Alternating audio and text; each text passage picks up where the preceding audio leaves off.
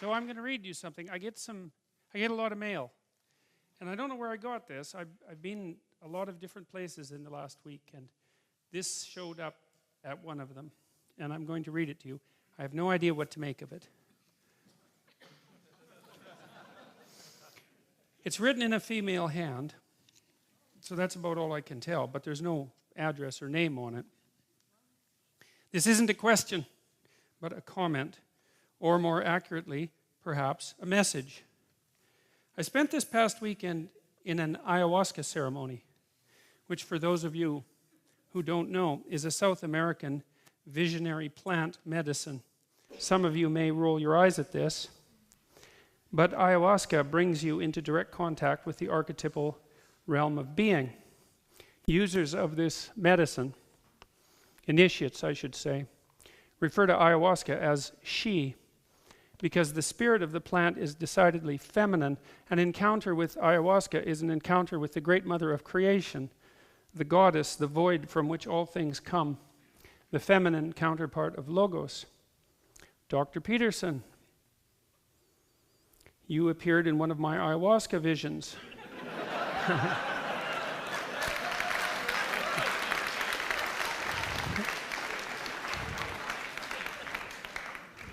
Might account for why I've been rather fatigued lately.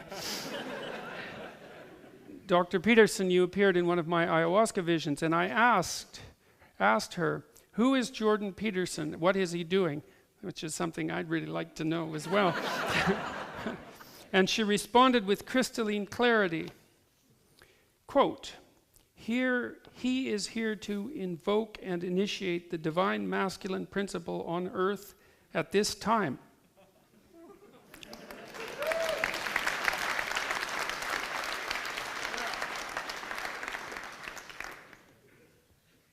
So I'm up here to thank you deeply and profoundly on behalf of the Great Mother herself, the goddess, the divine feminine principle, who has been eagerly awaiting the awakening of the masculine principle into divinity and service. So, get a letter like that every day. Actually, I get a letter or two like that every day. So, what went through my head when I read this, and this is, of course, a completely crazy parallel, but, one of the things I learned to do as a psychotherapist was just to tell people who were talking to me what came into my head. It isn't what I'm thinking exactly, because that's not exactly the same thing, What comes into your head is more like a dream. It comes unbidden. It's like your imagination. If you're thinking, there seems to be like a voluntary element of that, right? I mean, who God only knows how we think, but it seems partly voluntary at least.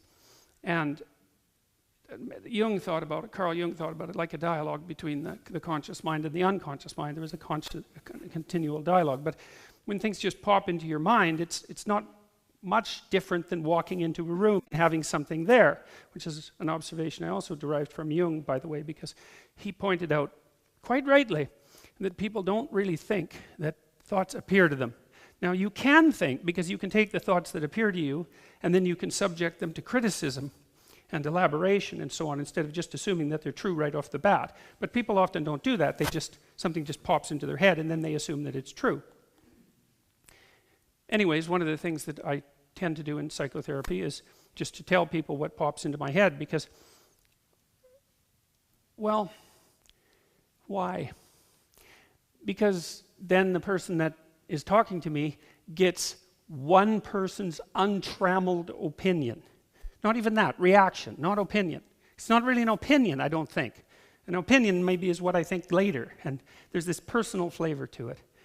And what popped into my head was the story about Socrates, He had this, when he was being put on trial by the Athenians for corrupting the nation's youth, something I've been accused of, by the way.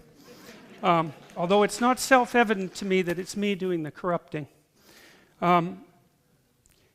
He said that somebody had asked the Delphic Oracle once, and the Delphic Oracle was this retreat that you could go to if you were an ancient Greek citizen, and you'd be there and you'd have a dream, and then you'd go ask the Delphic oracle to interpret it. And nobody really knows what was up with the Delphic oracle today, how that worked exactly, but she would interpret your dream in any case. And somebody once asked her who the wisest man in Greece was, and the Delphic oracle said it was Socrates because he knew he didn't know anything. That's essentially the story. And that popped into my mind. It's a crazy comparison, but you know, I have a crazy mind, so I guess that's how it works out. So, now one of the things I'm going to do today, which I haven't done before, is I'm going to read you a little bit of, I told you I finished my book last week, and I haven't read it to anyone. I have given it to a couple of friends to review. One person in particular, a screenwriter named Greg Hurwitz, has been unbelievably helpful. He's so fast and so sharp at this sort of thing, and I can send him like a 20-page, dense 20-page manuscript, and he'll rip it to shreds and send it back to me in like 90 minutes. It's just unbelievable. He's so good at that. He's been very helpful, but no one else has seen it apart from my editor, and I haven't read it to anyone. So, but some of it seemed particularly appropriate for tonight's lecture. So I thought I would start the lecture tonight by reading a little bit of it, and it's from a chapter. It's on the issue of sacrifice as such. This is Abraham and Isaac. This is a very strange Old Testament story, right? This is one of the stories that's contained in the Old Testament that makes modern people think that maybe we should just not have that much to do with the Old Testament per se and at all, and especially with regards, and maybe we shouldn't have anything to do with the God of the Old Testament either, because, I mean, as far as Abraham is concerned, God tells him to sacrifice his own son. Now, it turns out that God was just kidding, so to speak. You know, I'm obviously being flippant, but, you know, it does raise the question, what do you make of a divine being who would require such a thing? Or, conversely, what do you make of Abraham who would have such delusions? Either way, it's a little hard on the, what would you call, modern believability and moral integrity of the Old Testament, but these are very, very strange stories, and they're not what they seem to be, or they are, and they're more. So, we're going to talk a lot about sacrifice tonight. And here's some of the things that I've been thinking about sacrifice. So this book is called 12 Rules for Life, an Antidote for Chaos, and it's coming out in January, which I think I mentioned. And this is from Rule 7, which is do what is meaningful, not what is expedient. And so here's some of the writing I've been doing over the last 3 years on the motif of sacrifice. I'll start with just a brief intro before I read this. It took me a long time to understand what was meant in the Old Testament by sacrifice, and which is strange because once I figured it out, it seemed bloody obvious. It seemed like, oh yeah, obviously that's what it means. But lots of times, if you figure something out correctly, it seems self-evident as soon as you figured it out correctly. Well, we'll see how that goes, but you know, it seemed to work for me anyways. I knew that, of course, at least implicitly, I knew of the modern usage of the idea of sacrifice. Everyone understands that motif, is that if you want to make things better in the future, then you make sacrifices in the present. And maybe you even do that multi-generationally. In fact, you most definitely do if you're a good parent. I mean, and I would say that's really particularly typical of immigrants, right? Because immigrants often come from terrible places and have to undergo terrible things to come to a new community where they get a rough reception and have a hard time getting their life going. And a big part of the reason that they do it is to make their lives of their children better. And luckily, when they come to Canada, usually given where they came from, that actually works because where they came from is worse and here is better, even though immigrants often have to struggle to get on their feet again. They have to learn a new language and become enculturated and face the fact that they're not part of the mainstream culture. And, well, many of you know the whole story. So the idea that you make sacrifices for the future and you make sacrifices for your children, and everyone understands that, and it's part of being responsible and mature and shouldering the burden of being properly. And you do that for yourself too. If you're disciplined, in fact, that's almost what discipline means. Discipline means that you're capable of making sacrifices, because you're not disciplined if you just do something you want more rather than something that you're doing. That's not discipline. Maybe that works, and great. If your life is working out that way, great, man. But that isn't discipline. Discipline is when you want to do something right now, and instead you think, no, I'm going to forestall my gratification, maybe forever, but certainly for a very long period of time, or medium to long period of time, and you concentrate on something that you think will bear fruit in the medium to long run. And so you look into the future, and you decide that by making today a little less impulsively pleasurable, shall we say, you'll make tomorrow a little bit more secure and productive. And then you actually do it too. And that's difficult, and we discussed last week Adam and Eve's discovery of the future, and the revelation of the possibility of the future, including the possibility of tragedy and suffering in the future. And it's our knowledge of the possibility of tragedy and suffering in the future that motivates us to sacrifice in the present, so that we can reduce the unnecessary anxiety and uncertainty and pain that awaits us. Now, that's a negative way of putting it. We're also doing it so that, we can have some joy and we can make life better and all of that, and that's not trivial. But the fundamental issue, especially once you have small children, this fundamental issue is to stave the suffering, the hell off, right? That's what you want to do. That's your primary moral obligation if you're a person who has if your eyes are open at all, that's your primary obligation. And so you make the sacrifices that are necessary, and you set up the future. And, well, the motif of sacrifice is there in the Old Testament. But it's so concrete that it's difficult to draw a parallel between the two. At least for me, they didn't align self-evidently. And I don't remember in my rather limited religious education as a child in the United Church, because I went to the United Church till I was about 13. I don't ever remember anybody pointing out that, like, the sacrifices that Cain and Abel were making, or the sacrifice that Abraham was supposed to make, or the sacrifices that people were making to God were the precursors, let's say, the dramatic precursors to the psychological idea of sacrifice that we all hold as civilized people in the modern world. So, although it seems obvious, as I said, once you lay it out, I don't remember that ever being explained to me. And then let me read this. So now that I've sort of introduced it, here's what happened as humanity developed. First were the endless tens or hundreds of thousands of years prior to the emergence of written history and drama. The twin practices of delay and exchange began to emerge slowly and painfully. So here's a cool psychological study. So it's called the marshmallow test. And maybe it's even a reliable study, even though it was done by social psychologists. It's probably replicable. And it's a nice study. So you take small children and you bring them into a room and you put something that they would like in front of them, a marshmallow, and then you torture them. Basically, you say, "See that marshmallow?" And the kid thinks, yeah, man, I see that marshmallow.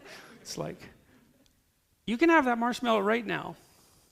Or if you wait, I think the experiment is 10 minutes, then you can have 2 marshmallows. And so that puts the child in quite a conundrum, because they're being asked to trade an actual, concrete, tangible marshmallow for 2 hypothetical future marshmallows. And it's not that easy to conjure up a hypothetical future reality that has the same tangible significance as something real right in front of you. And so it's an amazing thing that people can do that.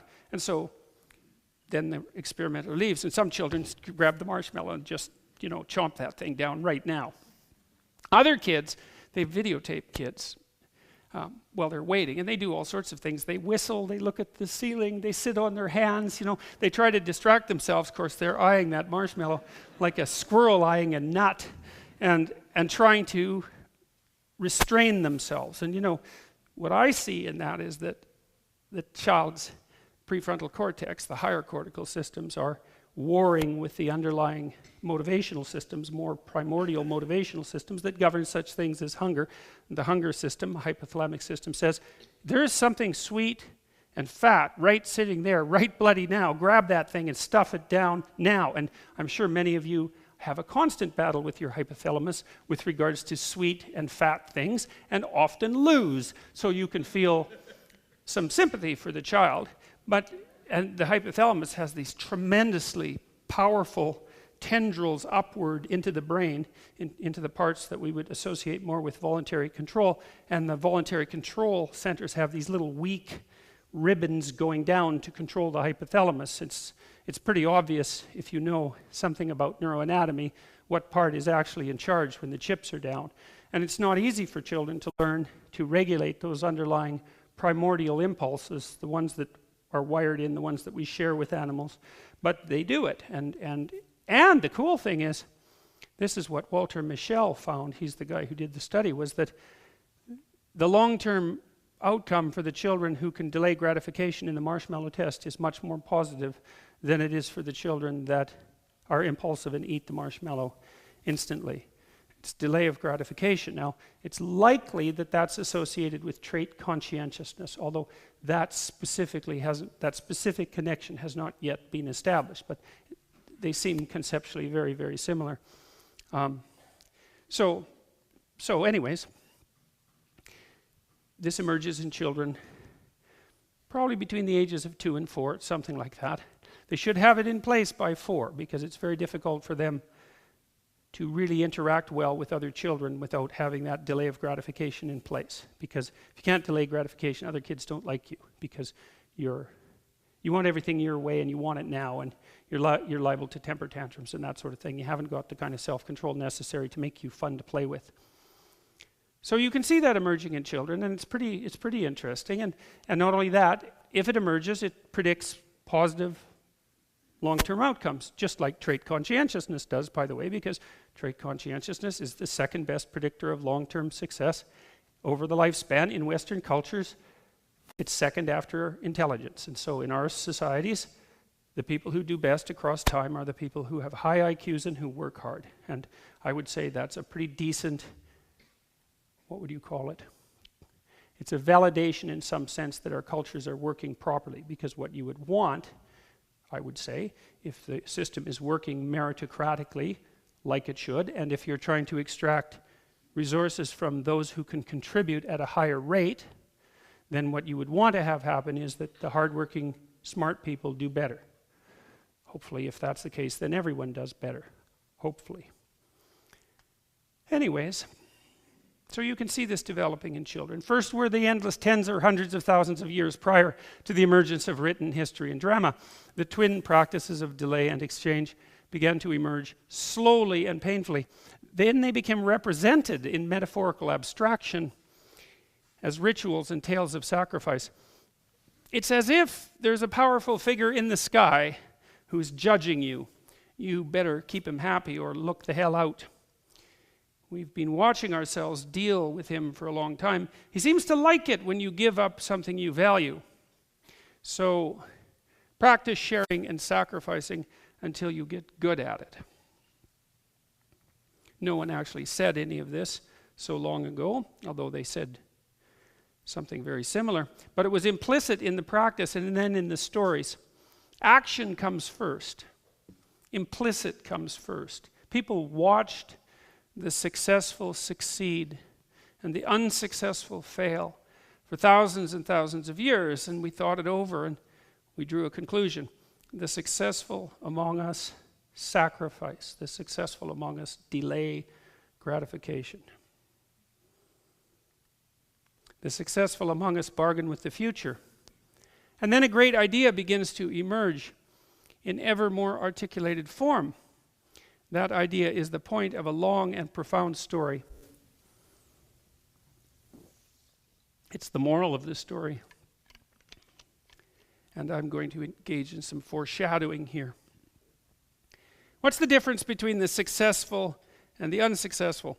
The successful sacrifice, and things get better as the successful practice their sacrifices. the question becomes increasingly precise and simultaneously broader. What is the greatest possible sacrifice for the greatest possible good? You know, if you push a question in a direction, perhaps there comes a time when you can't formulate it any more precisely and broadly, and that's the point at which the question, in some sense, and perhaps even the answer, the question becomes archetypal. It becomes archetypal because it can't be bested. And this is like an ultimate question in some sense. How are you going to ask a more broad-based question than that? What is, given the initial presuppositions that you have to make sacrifices, then the logical endpoint to that is something like, okay, if you have to make a sacrifice, what's the greatest possible sacrifice and for the greatest possible good? That's a good question. The answer becomes increasingly profound. The God of Western tradition, like so many gods, requires sacrifice. We've already examined why, but sometimes he goes even further and requires the sacrifice of what is loved best. This is why. And this is another one of mankind's fundamental discoveries. Sometimes things do not go well. That's self-evident. But here's the rub. Sometimes when things are not going well, it's precisely that which is most valued that is the cause. Why? It's because the world is revealed through the template of your values. If the world you are seeing is not the world you want, therefore, it's time to examine your values. It's time to rid yourself of your current presuppositions.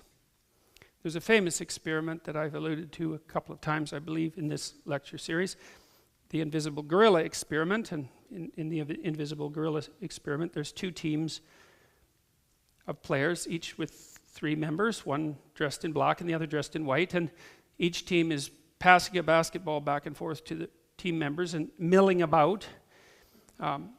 You see a video of them doing so. They basically fill the video screen, and the white team is passing a basketball to the white team members, and the black team is passing a basketball to the black team members, and your job, as far as the experimenter is concerned, is for you to count the number of times that the black team passes the basketball back and forth. So that's what you do. So now you have an ambition and an aim and a value.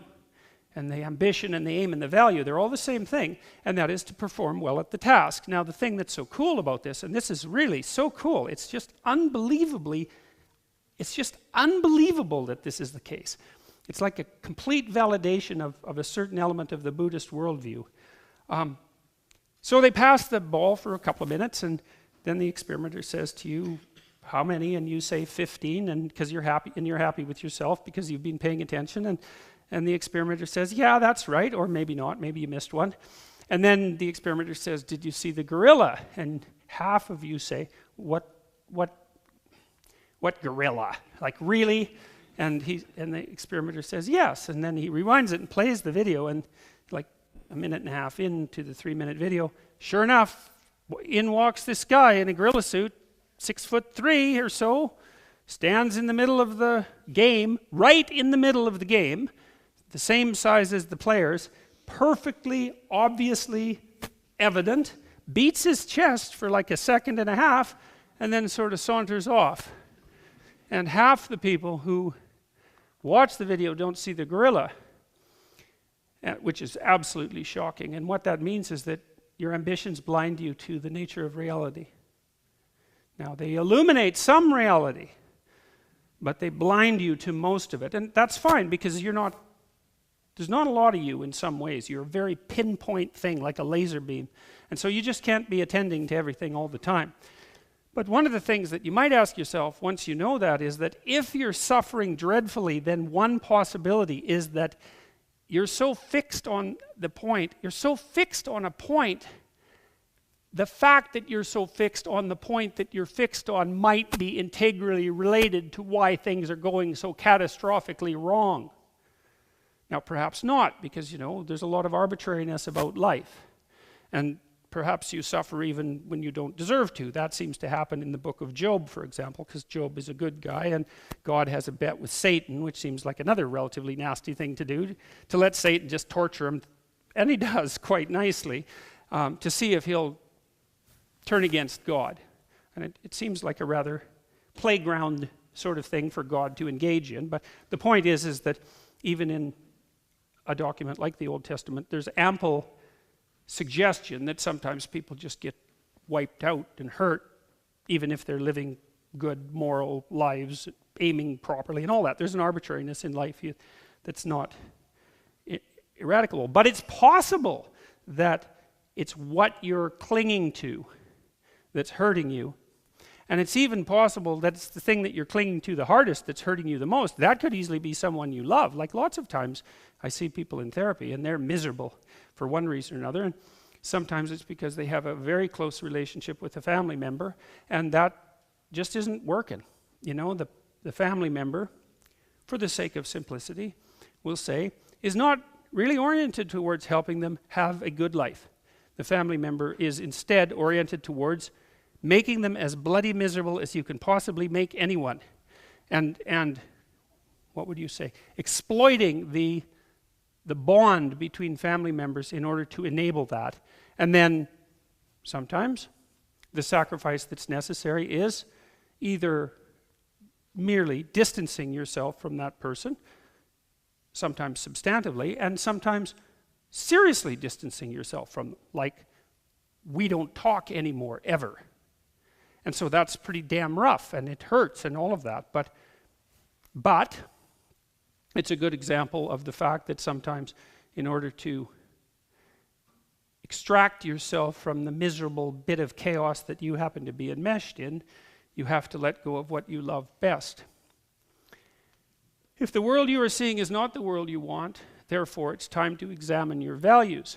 That's really worth thinking about, because the alternative too is to curse fate, right? Because if it isn't you, and there's nothing you can do to change, there isn't something you're doing that's wrong, then it's fate itself, it's the world itself, it's other people, let's say, because they're a huge part of the world, or it's the nature of the world itself, or it's God himself in whatever form you either believe in or don't believe in, because it's fundamentally all the same in the sort of situation that I'm describing.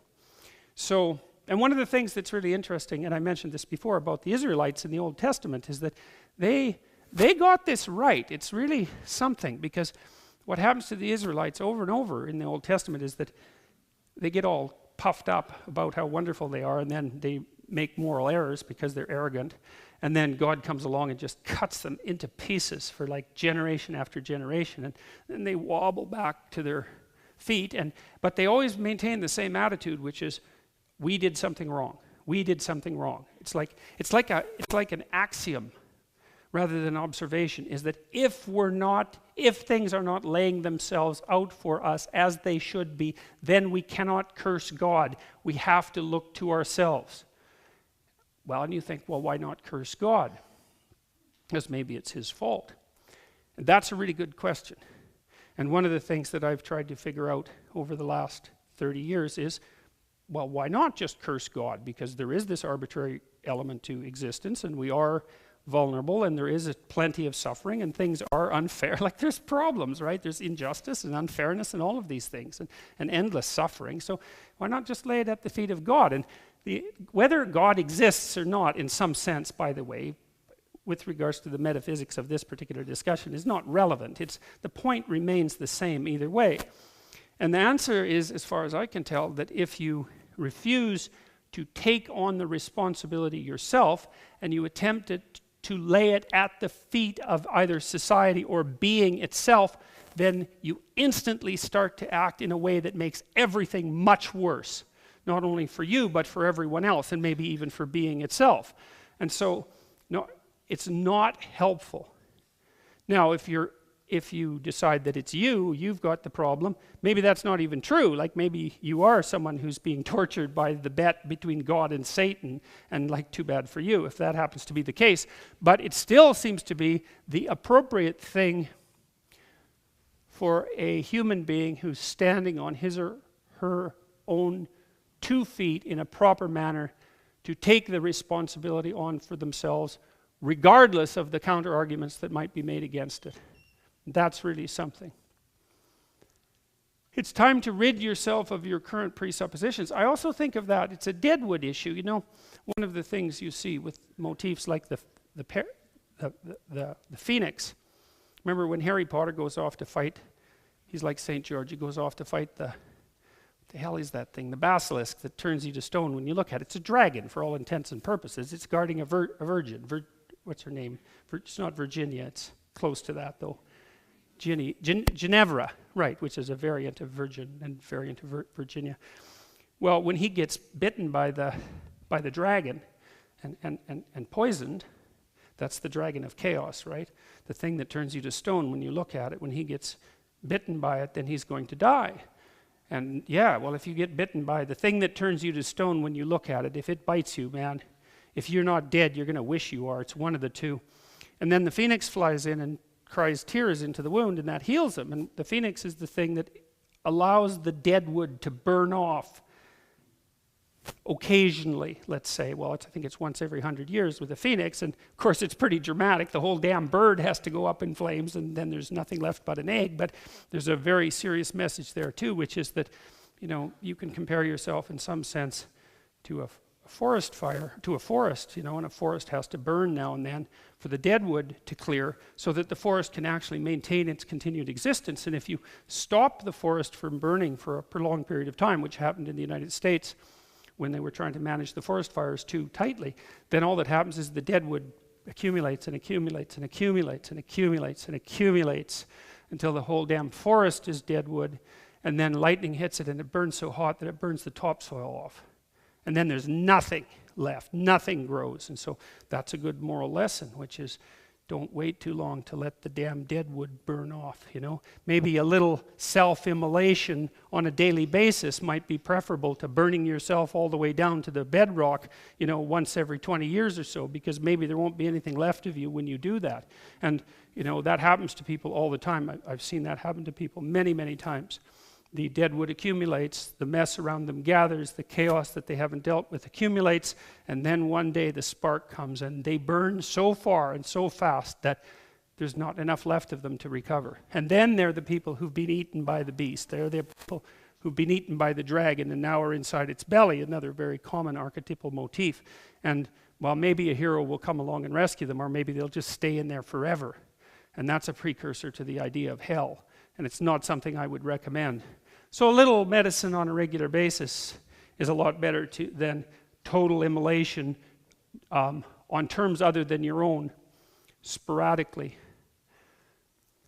It's time to rid yourself of your current presuppositions. There's another thing that,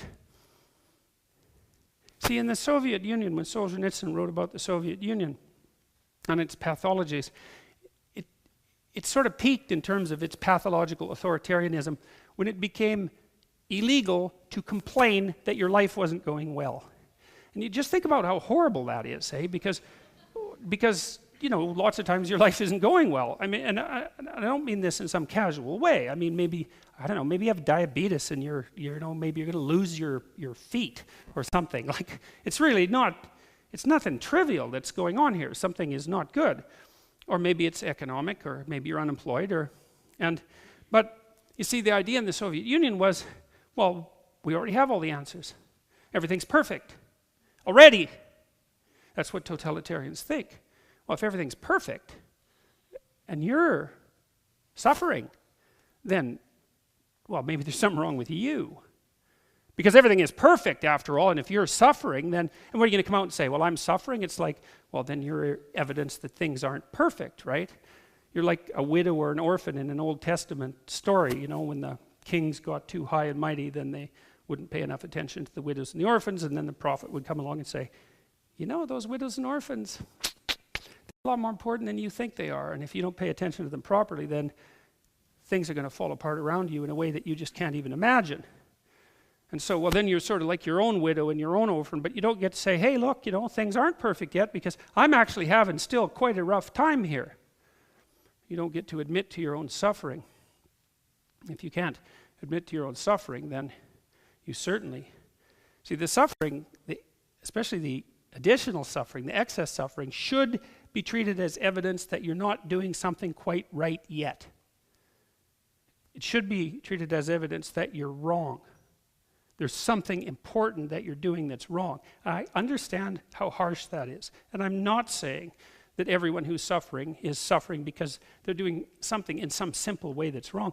I was in an elevator once in a hospital. It was a very terrifying thing.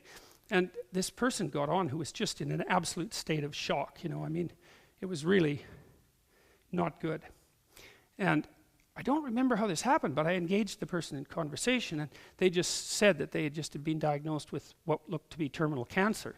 And what was horrifying about it was that what they were doing was going over their life in the elevator, trying to figure out what they had done in order to deserve such a fate. They'd immediately taken it on themselves as a moral failing. And that's not what I'm saying. You can't come up to someone who has cancer and say, well, if you weren't such a bloody idiot throughout your whole life, you wouldn't have cancer. And believe me, that happens a lot more than you think. And people who have diseases like that get blamed for it. That's not what I'm saying. It's not like that. It's a more generalized attitude. That is that if life isn't yet what it should be, then you have a primary responsibility to do something about it. And the place to start looking is to your own errors and to fix them.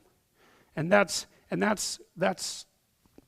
a safe bet, man, because you're probably doing some things that you wouldn't have to be doing that if you fixed would make things better. So it's time to let go and to sacrifice who you are for who you could become.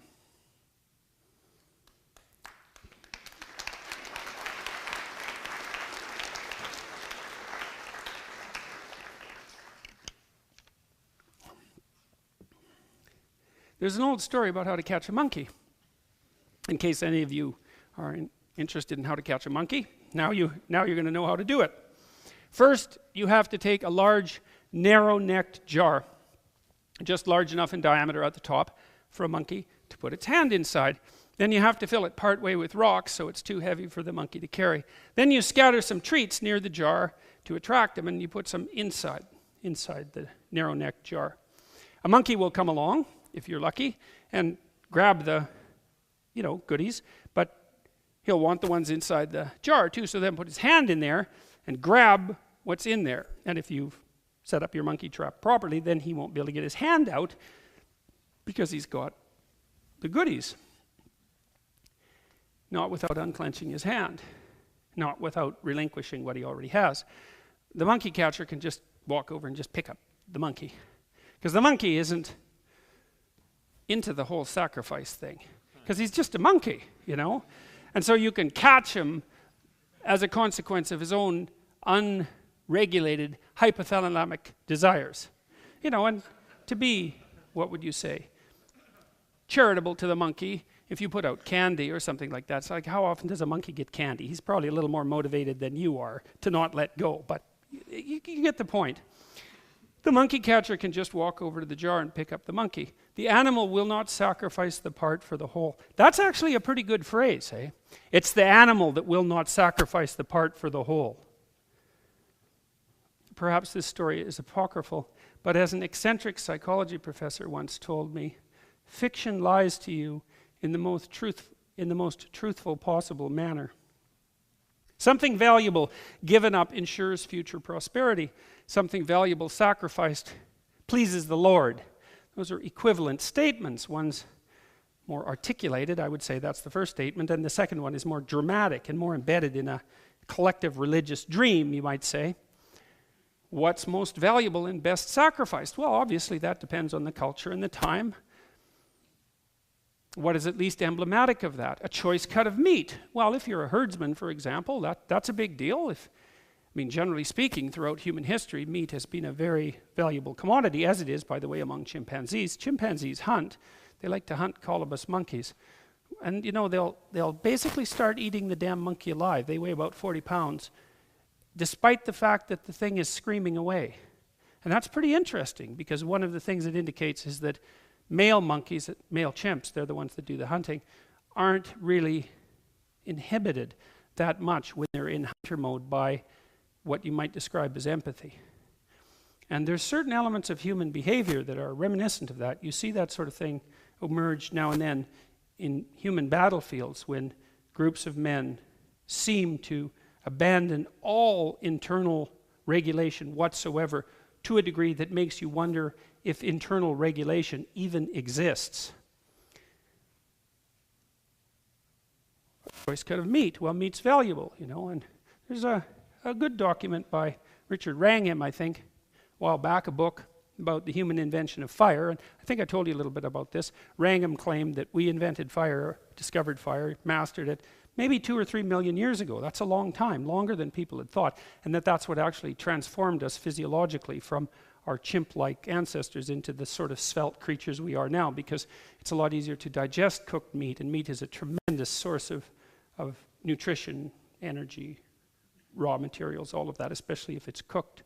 So meat's a big deal. Cooked meat is a big deal. And maybe it's a choice cut of meat, the kind you might offer to a guest if you're not I always say this wrong. Is it vegan? Vegan, or vegan. I always think vegan, but that's wrong. That's a star. Vega's a star, right? They're not like star creatures. They're yeah. Anyway, so, you know, you might offer that, especially if a guest came to your abode and you were a herdsman. You might sacrifice a high-end animal and offer your guest a nice choice cut of meat, and that would actually matter. It would mean something. From the best animal in a flock. What's above even that? Well, in terms of the thing you could sacrifice, well, your best animal, that's good. Well, how about you? How about your child? How about you? Well, that would be next on the hierarchy. It's kind of hard to get past that, right? And I think it's a toss-up whether the sacrifice is greater if it's you or if it's your child. I would say, being a parent, that it's greater if it's your child. Because I think most people who have established I hesitate to say proper, but I'm going to anyway, it's a proper relationship with their children. It's, if push came to shove, they'd take the bullet and let their kid go, live. The sacrifice of the mother is exemplified profoundly by Michelangelo's great sculpture, the Pieta. Mary is contemplating her son crucified and ruined, so that's his body after he's been crucified. It's her fault. It was through her he entered the great drama of being. So what's the meaning of this sculpture? It's a great sculpture. It's just an absolutely unbelievable sculpture. You just can't believe that someone could exist who could make something like, and of course it wasn't the only thing Michelangelo made, right? It wasn't like, that's it. It was something he just tossed off in a couple of months while he was doing other unbelievable things. But, you know, it's an object of contemplation, which is why it's in a great cathedral in a great city. It's an object of contemplation, and the idea is something like, well, what's the role of a mother if she's awake? I had a client come see me a while back, not very long ago. A woman who's about 30 and trying to make decisions about her life. And she was pretty career-oriented, and so I asked her about, although maybe having a bit of trouble with her career. I've seen this many, many times. So this is an amalgam. This is a story that's an amalgam. And I talked to her about the other elements of her life. It's like, well, you know, there's only 5 things you do in life, so you've got your career down. You know, what do you do outside of your career that's meaningful and engaging? How are things going with your family? It could be your family of origin, your siblings, whatever. Do you have an intimate relationship? And like, what's your plan for your own family? And apart from those 5 things, there's sort of something like, get some exercise now and then, don't eat too badly, and try to stay away from the drugs, you know. That kind of, and the crime, that kind of lays out life. And if you miss any of those 5 things, or if you do any of those other things wrong, then you're in trouble. And you can get away with missing a couple of them, but not all of them. You know, and she said something along the lines of, well, I'm not sure I should bring a child into this world. And I thought, oh, God, Christ, you got to come up with something better than that. It's such a bloody cliche, which is what I told her. I said, you know, you must have thought that up when you were 16. It's like, really? You can't do any better? This was a very, very smart woman. It's like, really, you can't do any better than that? It's like, yes, obviously, this is a vale of tears and, you know, a well of suffering and all of that. You know, if you ask 30 people who are wondering about having children, why they're wondering. 20 of them will say that, and so that tells you how original it is. It's not original at all. It's not a thought. It's like this little, it's a meme. It's something that lives in your mind. It's not a thought. And it's certainly not something that you should just take at face value and then say, oh, well, I'm not having a family then. It's like, no. You kind of look at that and you criticize it a little bit. It's like, well, it's the other one. That's the other one that's very common. There's too many people on the planet already. It's like, I really don't like that statement. It's like, just who are you going to ask to leave? Just how are you going to get them to leave? You know? It's a serious question. And who says there's too many people? What the hell's wrong with people anyways? We're running around ruining the planet. Yeah. It's like, I think it was the Club of Rome who prophesied, by the way, that there would be so many people on the planet by the year 2000 that there would be widespread starvation. And they were completely and utterly wrong about that. And I think it was the Club of Rome who either compared us to a virus or a cancer on the face of the planet. It's like, oh, really? That's what you think about people, eh? Aren't you something? Isn't that something to think about human beings? Viruses and cancer.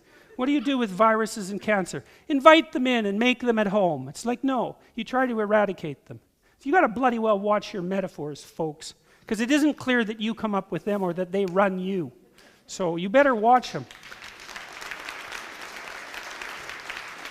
So anyways, Mary, you know, and Mary's the great mother, right? That she's the mother. That's what Mary is. Whether she existed or not is not the point. She exists at least as a hyper reality. She exists as the mother.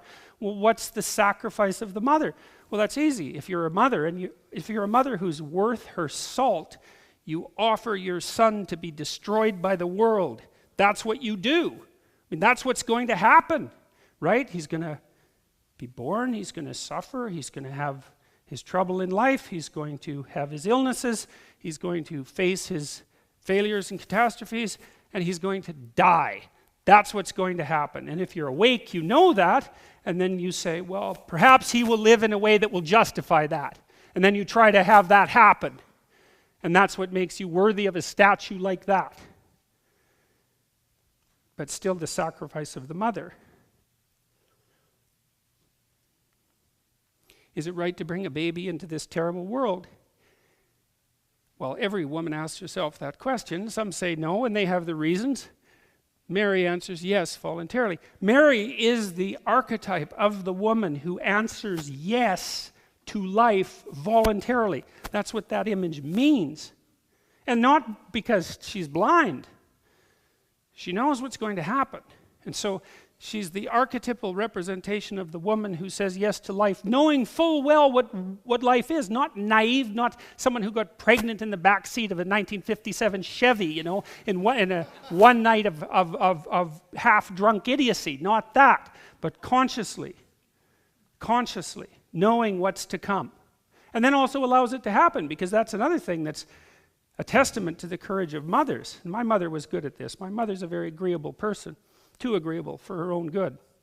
But that's what happens if you're agreeable, because you're too agreeable for your own good. That's the definition of agreeable.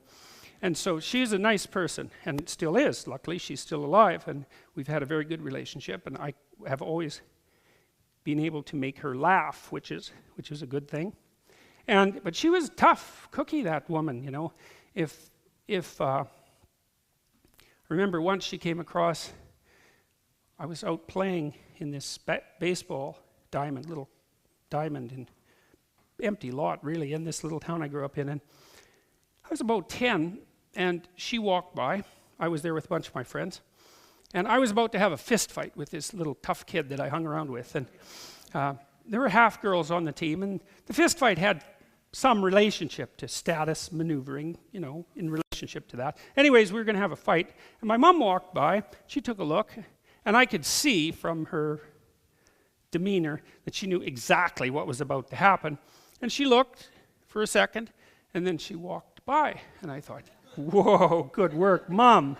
No kidding, eh? It's like the last bloody thing I needed at that moment was for her to come charging up and say, you boys aren't planning to have a fight, are you? It's like, well, yeah, Mom, we're actually planning to have a fight, and now that you came and intervened, I actually lost before the goddamn thing even started.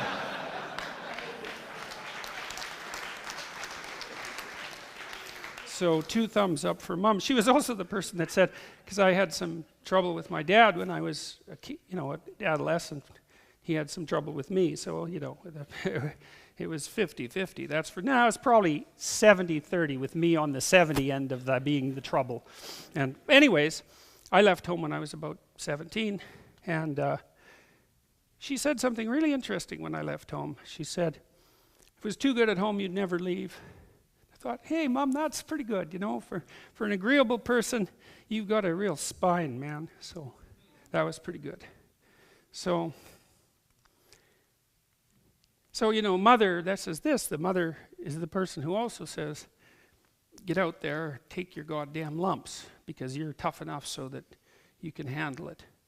She doesn't say, you just stay down there in your bedroom brooding away because the world is unfair and treating you badly and your suffering is too much. She says, yeah, there's a lot of suffering out there, but you're a hell of a lot tougher than you think you are.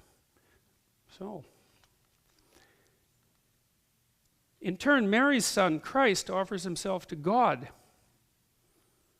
so completely that his faith and trust in the world is not broken by betrayal, torture, or death. That's the model for the honorable man. So, you have an interesting dynamic there. You have the woman who's willing to make the sacrifice, lays the groundwork for the son who is willing to make the sacrifice. That works out pretty nicely, and it's a good thing to know.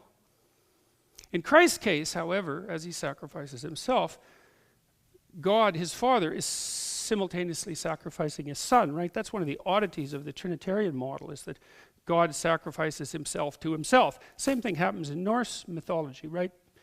Is it Norse? It's Zeus. Germanic mythology. Zeus sacrifices himself to himself. He actually hangs on a tree. He's actually wounded in his side. It's a very interesting parallel. But I think part of the idea is, well, the human race is trying to work out, well, what's the ultimate sacrifice? It's something like that, the ultimate sacrifice of value. Well, the passion story, and I told you I was foreshadowing, I'm bringing into consideration things we won't talk about for a long time, maybe not at all in this lecture series, I don't know, because I don't know how far I'll get, is that there's a supreme sacrifice demanded on the part of the mother, and there's a supreme sacrifice demanded on the part of the son, and there's a supreme sacrifice demanded on the part of the father, all at the same time. And then that makes the supreme sacrifice possible, and hypothetically that's the one that renews. That's the sacrifice that renews and redeems. It's a hell of an idea, man. And the thing about it is that I don't know if it's true, but I know that its opposite is false. And generally the opposite of something that's false is true. Its opposite is false is because if the mother doesn't make the sacrifice, then you get the horrible Oedipal situation or something like that in the household, which is just its own absolute catastrophic hell. And if you want a really good insight into that, I would say watch the documentary Crumb, C-R-U-M-B. Man, that's been rated by some critics as the best documentary ever made, and it is some piece of work, man. It is the only thing I've ever seen that actually lays out the Oedipal catastrophe in its full nightmare. So you could look at that. So if the maternal sacrifice isn't there, then that doesn't work. If the paternal sacrifice isn't there, if the father isn't willing to put his son out into the world, let's say to be broken and betrayed and all of those things, then that's a non-starter because the kid doesn't grow up. And then if the son isn't willing to do that, well, then who the hell is going to shoulder the responsibility? So if those three things don't happen, then it's cataclysmic, it's chaotic, it's hell. If they do happen, is it the opposite of that? Well, you could say, well, maybe it depends on the degree to which they happen. And it's a continuum. How thoroughly can they happen? Well, we don't know, because you might say, how good a job do you do of encouraging your children to live in truth? Let's say. Well, that's part of the answer to this question. And the answer likely is, well, you don't do as good a job of it as you could. So it works out quite well, but you don't know how well it could work if you did it really well or spectacularly well or ultimately well or something like that. You don't know. And people have an intimation of this because one of the things that's really cool about having a young baby, this is something you don't know till you have it. There's two things you don't know. The There's a lot more than 2. There's 3 things you don't know until you have a baby. The one is that you didn't grow up yet, because you actually don't grow up until someone else is more important than you. You can't. So people think they grow up if they don't have children, but they don't. They just think they do. Now, there are some people who make sacrifices of other sorts, but this is a whole different ball of wax as far as I'm concerned. It's not a very elegant metaphor, but you learn that it's kind of a relief not to be the center of attention. That's cool, that you can sit back, because of course your child in your family and in society is immediately the center of attention. And so unless you're narcissistic, then you allow that to happen. And then you learn all sorts of really good things about other people, because other people really like babies. It's so cool. I lived in Montreal when we had our first child, and I lived in a pretty rough neighborhood by Montreal standards, right? It's like, you know, Montreal is such a great city, like Toronto. It's like even the rough neighborhoods they're more like charming with a little, you know, dark underbelly, something like that. But there were some rough characters in our neighborhood, and it was pretty poor. And we'd push her around in her stroller, and these like grizzled, wrecked old guys would come by, and they'd look at her, and they'd just light up, and they'd come over and like smile at her, and you know, you just saw the positive element of their humanity just well forth. There has to be something seriously wrong with you if you don't respond that way to a baby, you know. I mean, that's not good. That's not good. But it was so cool to see these people. You'd kind of give them, generally you'd sort of walk 4 feet around them on the street, you know, and yet they were all of a sudden, the layers that were on them would just fall off, and they'd be so, and the babies are sort of like public property, weirdly enough, too.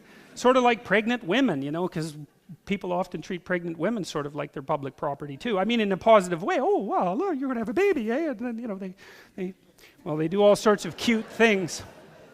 So, you know, the reason I'm telling you that is because there's a strong impulse in people to note that there's something miraculous about the existence of a new human being. And the miraculous element is all the potential that's there, right? That's all there is potential. And with every birth, there's the potential for something remarkable to be introduced in the world. And, you know, one of the things I've thought too is, the other thing you don't know is that babies are generic until you have one. And then your baby isn't a generic baby at all. It's like, instantly it's a person with whom you have a relationship that's closer, perhaps, than any relationship that you've ever had, and that you can keep perfect. Right? Because most of the relationships you've had already are with people who are screwed up in 50 different ways, and so are you. But here you've got this baby, and like, it needs care, but it's not ruined yet. And so, you know, you have this possibility of maintaining this relationship that starts out, that baby really likes you, and generally that continues for quite a long time. If they're 2 years old and you come home, they're really happy to see you. It's kind of like having a puppy, you know. It's like they're thrilled when you come home. It's like, how many people are thrilled when you come home, you know? So it's you again. It's like, no, not a little kid. A little kid is thrilled when you come home. And you can keep that going. And so there's this pristine element to the potential relationship between parents and children that's terribly devalued in our society, it's almost as if we're willfully blind to it. And I think it's an absolute catastrophe, because there's very little in life that can compare to establishing a proper relationship with a child. They make great company if you keep your relationship with them pristine. And so, you know, it's worthwhile. You think, well, and so the reason I'm telling you this is because people look at infants and they think this could be the potential savior of mankind. That is what they think. That's how they act. So that's what they think. And the thing is, it's also true. Now, how true it is, I don't know. But that's, I think, probably because it's probably because people don't dare to find out. That's how it looks to me. In Christ's case, however, as he sacrifices himself, God, his Father, is simultaneously sacrificing his Son. It is for this reason that the Christian sacrificial drama of Son and self is archetypal. Nothing greater can be imagined. That's why it's an archetype. You can't push past it. So that's the very definition of archetypal. That's the core of what constitutes religious. The greatest of all possible sacrifices is self and child. Of that there can be no doubt. Pain and suffering define the world. Of that equally there can be no doubt. The person who wants to alleviate suffering, who wants to bring about the best of all possible futures, who wants to create heaven on earth, will therefore sacrifice everything he has to God, to life in the truth. So that's a page and a half from the book I'm going to release in January.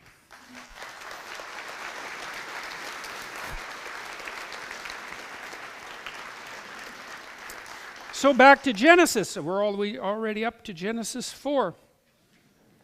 And Adam knew Eve, his wife, and she conceived and bare Cain and said, I have gotten a man from the Lord. Now, this is after Adam and Eve have been chased out of the Garden of Eden, right? So what's really cool about this, I really think that the Cain and Abel story is the most profound story I've ever read, especially given that you can tell it in 15 seconds. I won't, because I tend not to tell stories in 15 seconds, as you may have noticed.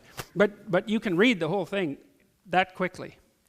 And it's so densely packed that I just can't, it's actually unbelievable to me that it can be that densely packed. Okay, so the first thing is that Adam and Eve are not the first two human beings.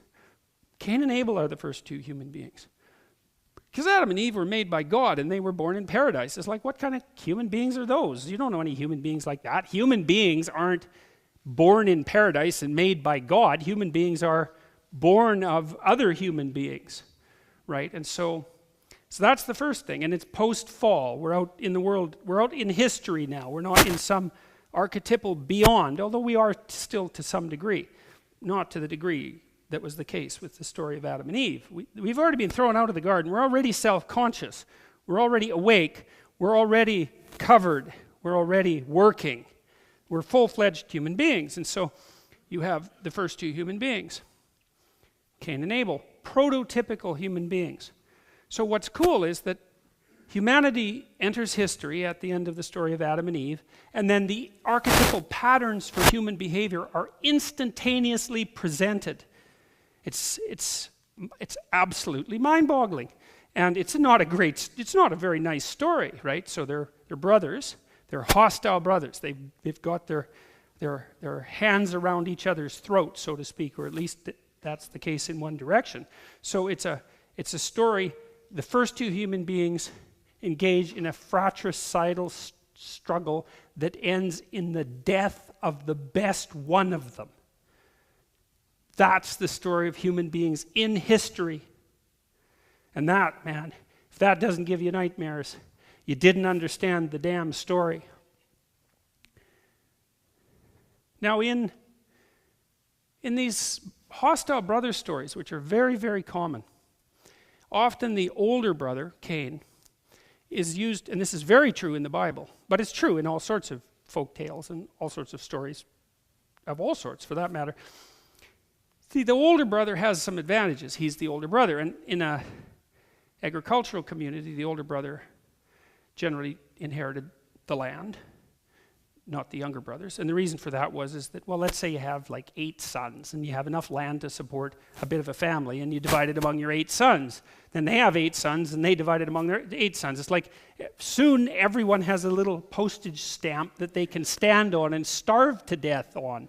And so that just doesn't work. So you hand the land down in a piece to the eldest son, and that's just how it is. It's tough luck for the rest of them, but at least they know they're going to have to go and make their own way. It's not fair, but there's no way of making it fair. Well, so the oldest son has some, you might say he has an additional stake in the stability and the stability of the current hierarchy. He has more of a stake in the status quo. So that makes him more of an emblematic representative of the status quo, and perhaps more likely to be blind in its favor. It's something like that. So that motif creeps up very frequently in the hostile brothers' archetypal struggle. So Cain fits this, the story of Cain and Abel fits this pattern, because Cain is the one who won't budge, who won't move. He's stubborn. Whereas the younger son, who's Abel, is often the one who's more, not so much of a revolutionary, but perhaps more of a balance between the revolutionary and the traditionalist, something like that. Whereas the older son tends to be more traditionalist, authoritarian, at least in these metaphorical representations. And Adam knew Eve, his wife, and she conceived and bare Cain and said, I have gotten a man from the Lord.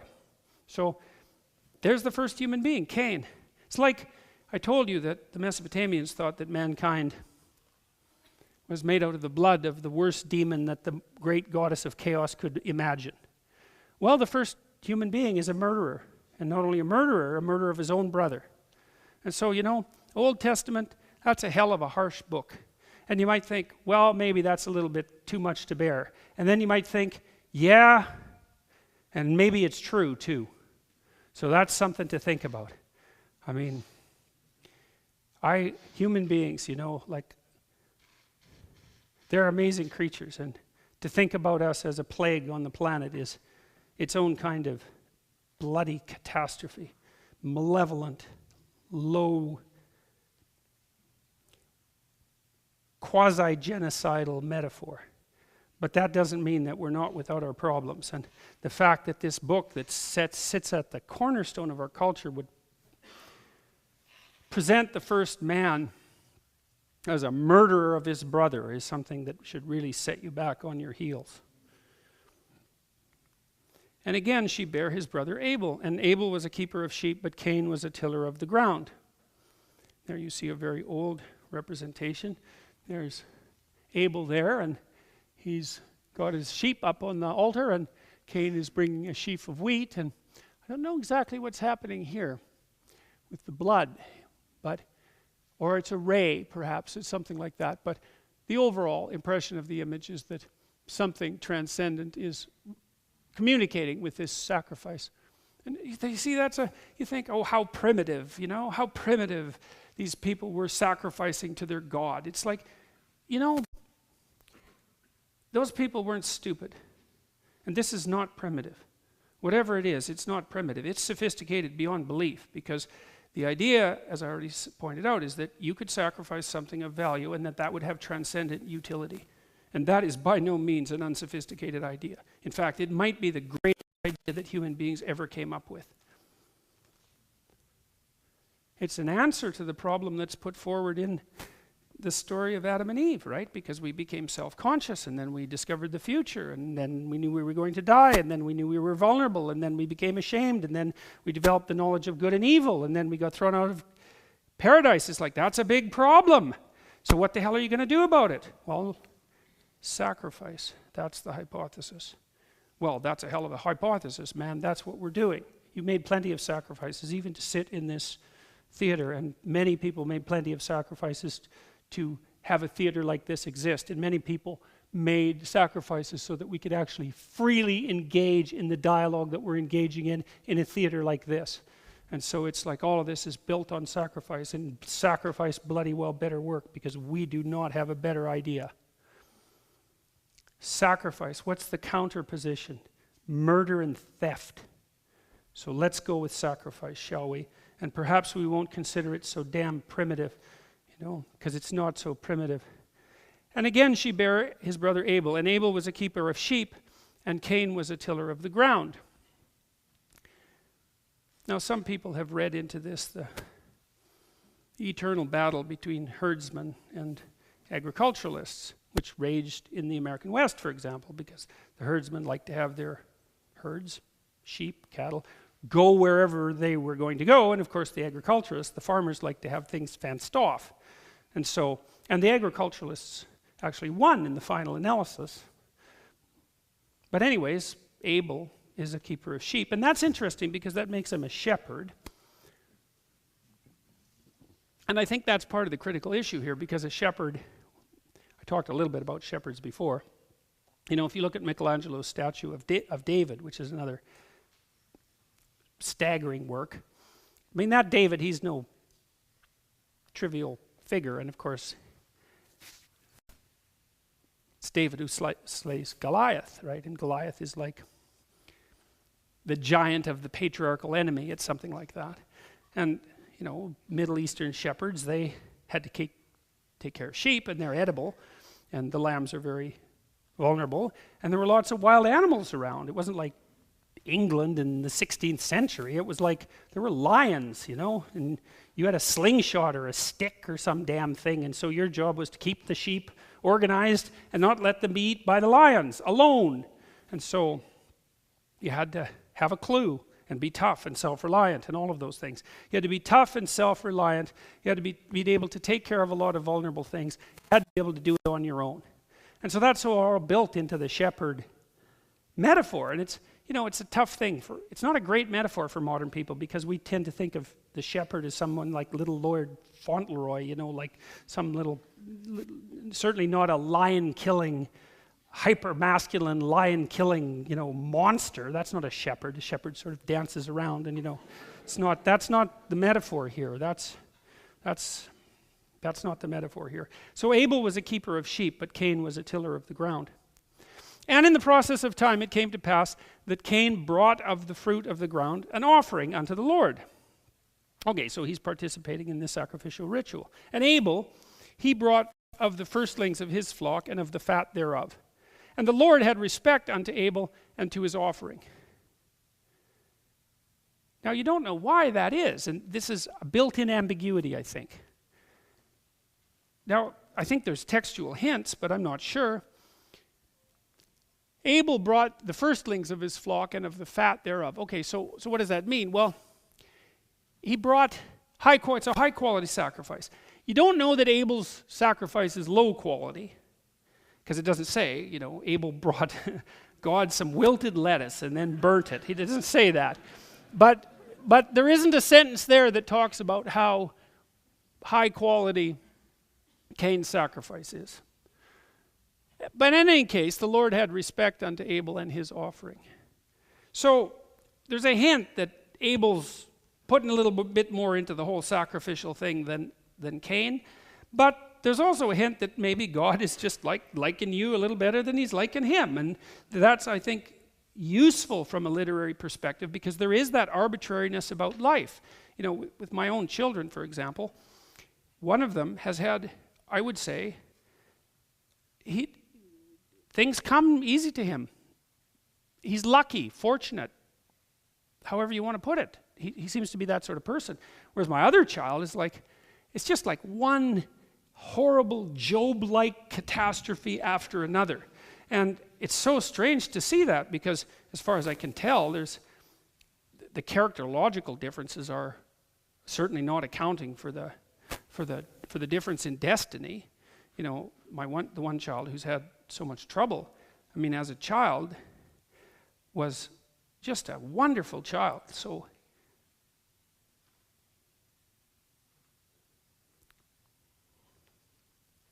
amazingly happy and easy to get along with and fun.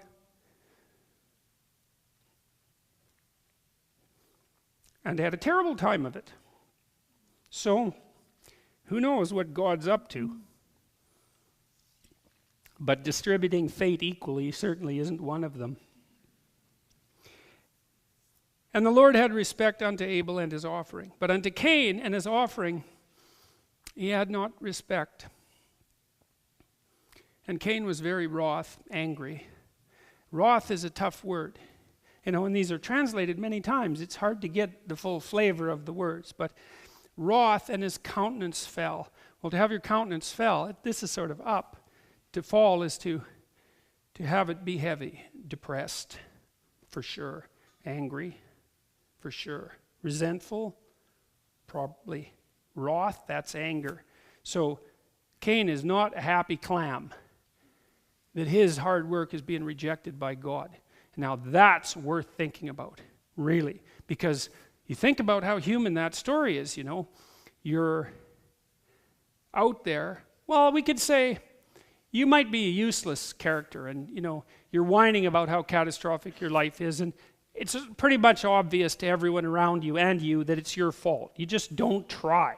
You don't wake up in the morning, you don't get a job, you don't engage in things, you're cynical and you're bitter and you're angry, and you don't try to help the people near you, and you don't try to fix up your own life and you don't take care of yourself, and and then things go wrong, and it's like, well, really, what do you expect? But that doesn't mean someone in that situation will just say, well, that's okay, I deserve it, and they'll be happy about it. They won't. They'll be absolutely bitter about it and angry.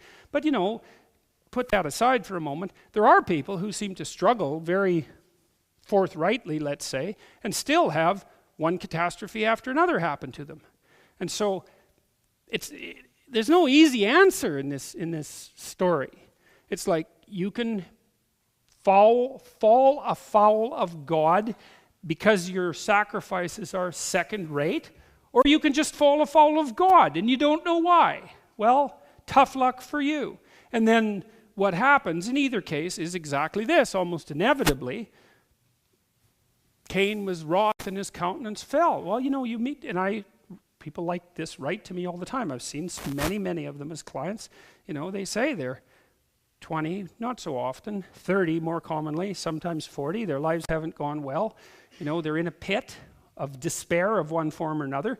And not only are they in a pit of despair, but they're extraordinarily angry about it. And God only knows what they would do with that anger if they had the opportunity to give it full voice. Right? One of the things I've always thought about Hitler is that, people, you have to admire Hitler. That's the thing.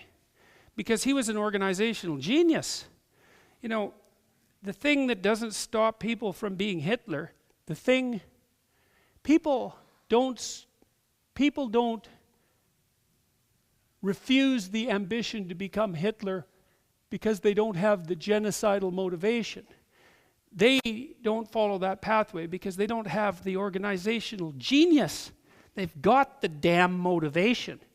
And if you take 100 people randomly and you talk to them, and you really talk to them, you'll find that 5% of them would take their vengeful thoughts pretty damn far if they were just given the opportunity. And in fact they do, because they make life miserable for themselves and often for their family, and sometimes for anybody they can come near. And then maybe another 20% of people have that bubble up in them on a pretty damn regular basis.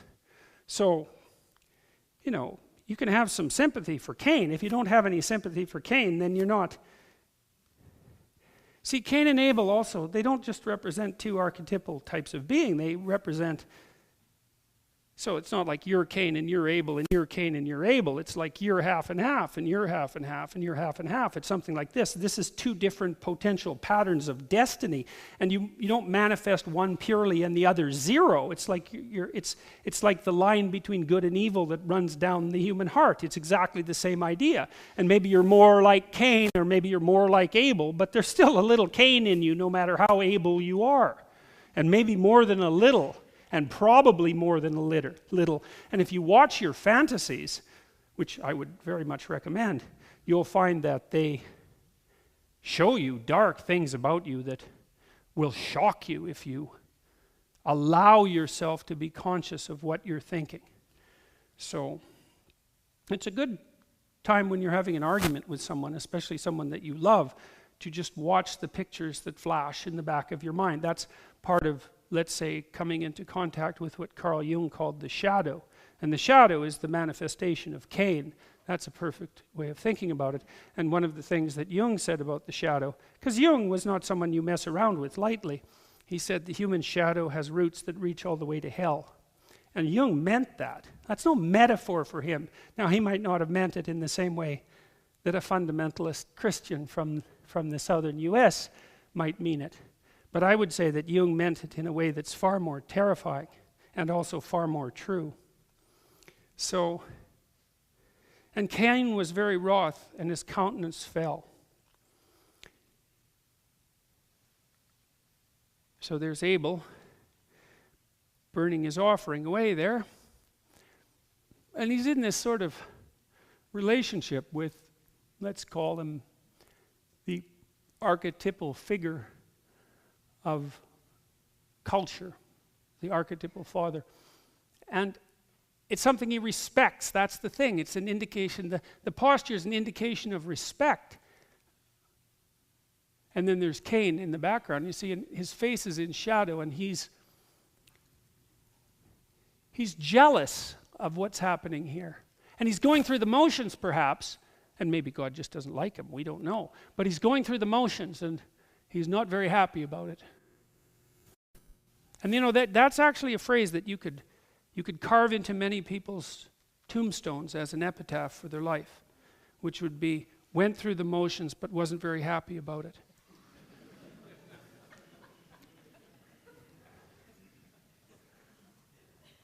This is really an interesting one, I think. I mean, so I don't know what God's doing here exactly, but he's helping ignite the sacrificial flame.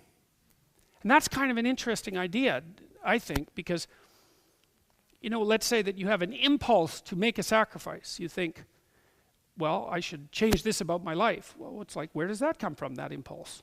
It's just, well, it manifests itself out of nothing. So, well, or you came up with it. Well, you might want to stop thinking about that, thinking so surely that you come up with your own thoughts. You don't come up with your damn dreams, do you?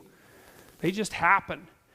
And God only knows where they come from. They come from your brain. Oh boy, that's a sophisticated answer. They come from your unconscious. Well, that's not much better. At least it's somewhat better. But there those amazing dramas take place in the theater of your imagination at night. You don't even understand what they are, and yet they occur night after night. And those things, dreams, they can contain wisdom that it just staggers the person who has the dream once they get the key to the dream, once they remember it. It's like, oh, look, you just revealed a bunch of wisdom to yourself that you didn't know. Well, where'd that come from? Well, you don't know. How in the world can you dream up things that you don't know? That's a tough one. Maybe we'll talk about that at some point in this lecture series, because there are some reasonable things that can be said about that. But, you know, the idea that there's something that's not you. Jung would call it the self. Carl Jung would call it the self, which he thought of as the totality of your being across time and space. It's something like that. And that, you know, each second that you exist is a slice of the self manifesting itself across time and space. And he thought of the self as partly the voice of conscience, whatever that is, that helps guide you when you have to make a difficult decision. And a difficult decision might be, well, what do I need to sacrifice? How do I need to discipline myself, right? What do I need to forego?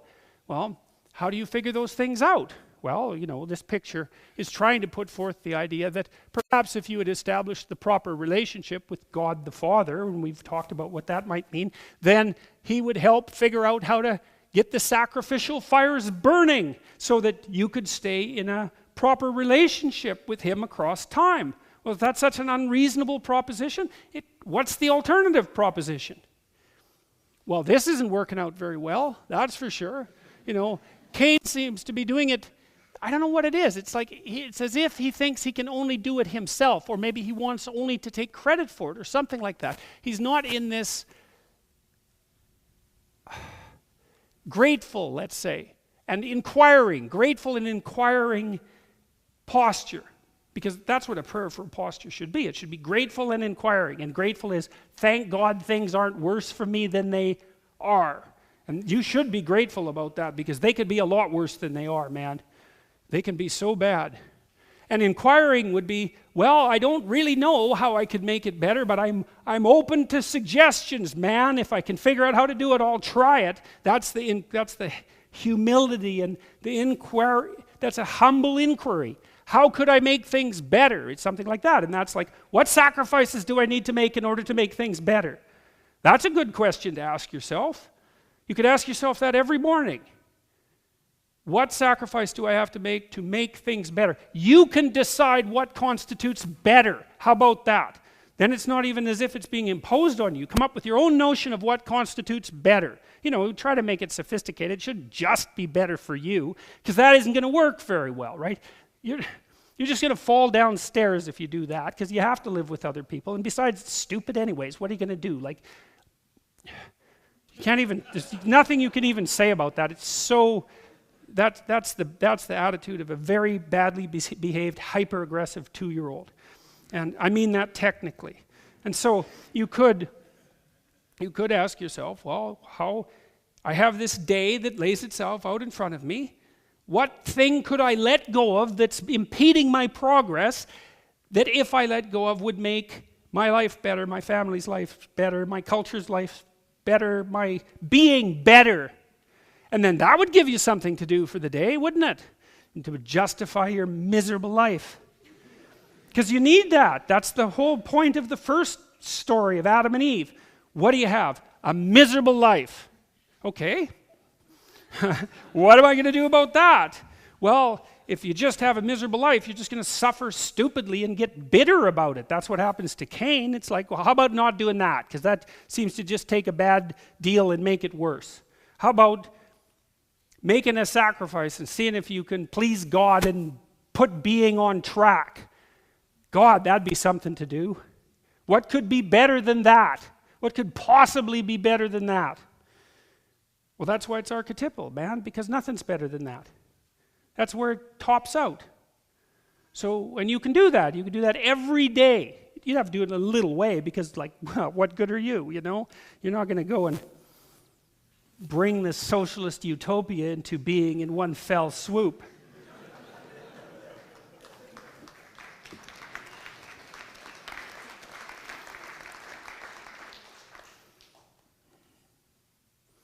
You might also think that, you know, one of the things Cain might figure out here, there's a couple of things that just aren't going right for him.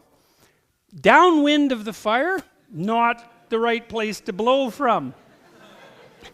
And the fact that he's enveloped in haze and smoke and breathing it in and the fire isn't burning might be an indication that he's doing something wrong. Or he could be wiping his eyes and saying, Jesus, what kind of stupid bloody universe would produce smoke like this? It's like, yes, well, that's the more likely outcome. And the Lord said unto Cain, why art thou wroth? And why is thy countenance fallen? If thou doest well, shalt thou not be accepted. Now that's an interesting line, because, and I've looked at a variety of different translations of this 7th verse here, like a bunch of them, because the translation for that's a critical line, and the translation really matters. And so I'll tell you what I think the story is, what I've been able to figure out. And I'm sure I haven't got it completely right, but it's... So he asks, God says to him, if you do well, won't you be accepted? Well, there's a hint there, right? It's something like, well, things aren't going so well for you. So the first thing you might think is, you're not doing well. Well, does that mean you're not doing good? Does that not mean you're not acting properly? It means it's the hint, because God is suggesting that if you were doing it properly, you would be successful. I had a friend at one point who was a very bitter person. And he had a bunch of problems, and some of them were self-inflicted, and some of them were fate, I suppose. And he had become very, very destructive, murderously destructive, genocidally destructive, I would say. You could see it in his dreams. And he lived with me for a while.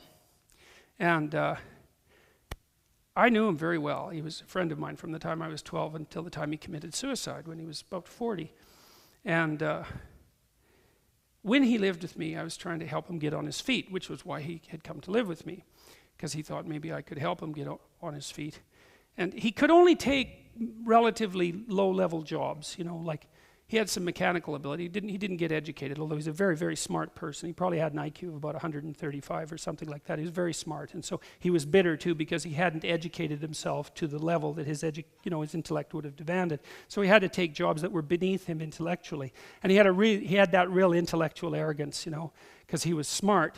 And really smart people often come to believe that only smart matters, and if they're smart and all that matters is smart, and then the world isn't sort of laying itself at their feet, then they've been terribly betrayed. And then they cling to their intelligence, which is more like a talent or a gift, like it's an idol, you know, a false idol, which is exactly what it is, and a very dangerous one, and get cynical about the stupidity of the world and the fact that their talents weren't properly recognized. And that's just not that helpful, you know, because smart is a good thing, but I'll tell you, if you don't use it properly, it will devour you, just like all arbitrarily assigned talents, right? So you might have a talent, but it's your friend if you use it properly, and if you misuse it, it will be your enemy. And maybe that's how God keeps the cosmic scales adjusted. But anyhow, my friend was a very smart person, although not as smart as he thought he was, unfortunately, but he hadn't done what would have been necessary with that intelligence to make it manifest itself properly in the world, and that also embittered him because he also knew that there was more that he could have done if he would have done it, and perhaps more that he could still do. What I was suggesting to him while he was living with us, because he was, 2 levels from homeless by that point, was that he should find a job that he could find, working in a garage, working in a shop, something like that, because he had some mechanical ability, and that he should separate himself from the arrogance that made him presume that such a job would be beneath him, because at that point no job was beneath him. But more importantly, it's not so obvious that jobs are beneath people, because even if imagine you have a job as a checkout person in a grocery store. It's a fairly unskilled job. You can be some miserable, resentful, horrid bastard doing that job, boy. You can come in there just exuding resentment and bitterness and making mistakes and making sure that every customer that passes by you has a slightly worse day than they need to, right? And pilfering time and perhaps pilfering goods and being resentful about the people who gave you the position because they're above you in the dominance hierarchy, and talking, bad things, gossiping behind the back of your co-workers. It's like you can take your menial position, self-described, and turn that into a very nice little slice of hell. That's for sure.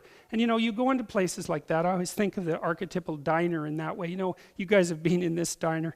There's a really good opposite diner, and there's a great video on YouTube. It's Tom Waits reading a poem by Bukowski, and I think it's called Nirvana, and it's about a good diner that he happened to visit. Bukowski happened to visit when he was on a bus when he was a kid, a diner where everything was going well. And you could listen to that. It's great. I think it's great. But this is the opposite diner I'm thinking about. So you'll go into a diner, right?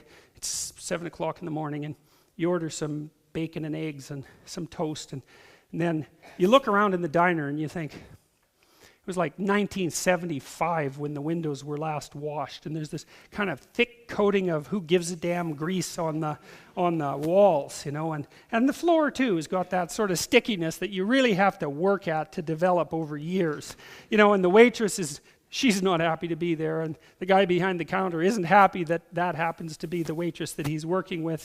And then you walk down the stairs maybe to the washroom, and that's its own little trip. And so you come back and you order your damn eggs and you order your toast and you order your bacon, and then it comes, and like the eggs are too cooked on the bottom, so they're kind of brown, and then they're kind of raw on top, and they're cold in the middle, which is, you really have to work to cook an egg like that, man. But you can master that with like 10 years of bitterness. You teach you how to cook an egg like that. And then the toast, here's what you do with the toast, right? You take the white bread, the pre-sliced stuff that no one should ever eat, and then you put that in the toaster and you overcook it. And then you wait, and then you pop it out of the toaster, and then because it's overcooked, you scrape it off. And you knock off the crumbs so it doesn't look too burnt, and then you wait till it's cold, and then you put cold margarine on it, because if you put cold margarine, first of all, not butter, but if you put cold margarine on it, you can also kind of tear holes in it, so that then it has lumps of margarine in it, and it's really dry except where it's too greasy. So that's like its own little work of art, man. And then you put that on the side with the eggs, and then you have the potatoes, and this is how you cook the potatoes properly. So they're leftover potatoes, and you keep dumping new leftover potatoes into the old leftover potatoes over weeks, and so some of the potatoes they're no longer potatoes, right? They've half returned to Mother Earth. Then you flap them on the grill, and you sort of, I don't know, you burn them a bit, I guess, and then you slap them on the plate, and Jesus, you don't want to eat those, man. That's for sure, and that's the point. And then you have the bacon, and you want to make sure you buy the lowest possible quality bacon. That's how you start. And then you throw it on the grill, and your grill has to be overheated to do this. You have to cook the bacon so that it's raw in places and burnt in other places, and it has that delightful pig-like odor that only really cheap, badly cooked bacon can provide. Or maybe you use those little breakfast sausages that no one in their bloody right mind would let within 15 feet of anything living, you know. And then you serve that, right? And you serve it with the kind of orange juice that is only orange in color. and with coffee that's, what would you say? It was started too early in the morning. That's the first thing. Bad quality coffee started too early in the morning, got cold once or twice and has been reheated. And then you serve that with whitener. It's like, here's your breakfast. It's like, no, man, that's not breakfast. That's hell.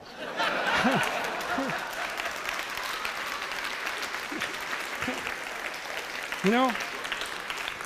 And you created it. And then what you do, if you have a diner like that, is because you have a miserable life if you have a diner like that, and you've really worked on achieving that, is every night you go home and you curse your wife and you curse your kids and you fucking well curse God too for producing a universe where a diner like yours is allowed to exist. And that's your bloody life. So that's what God's trying to point out here is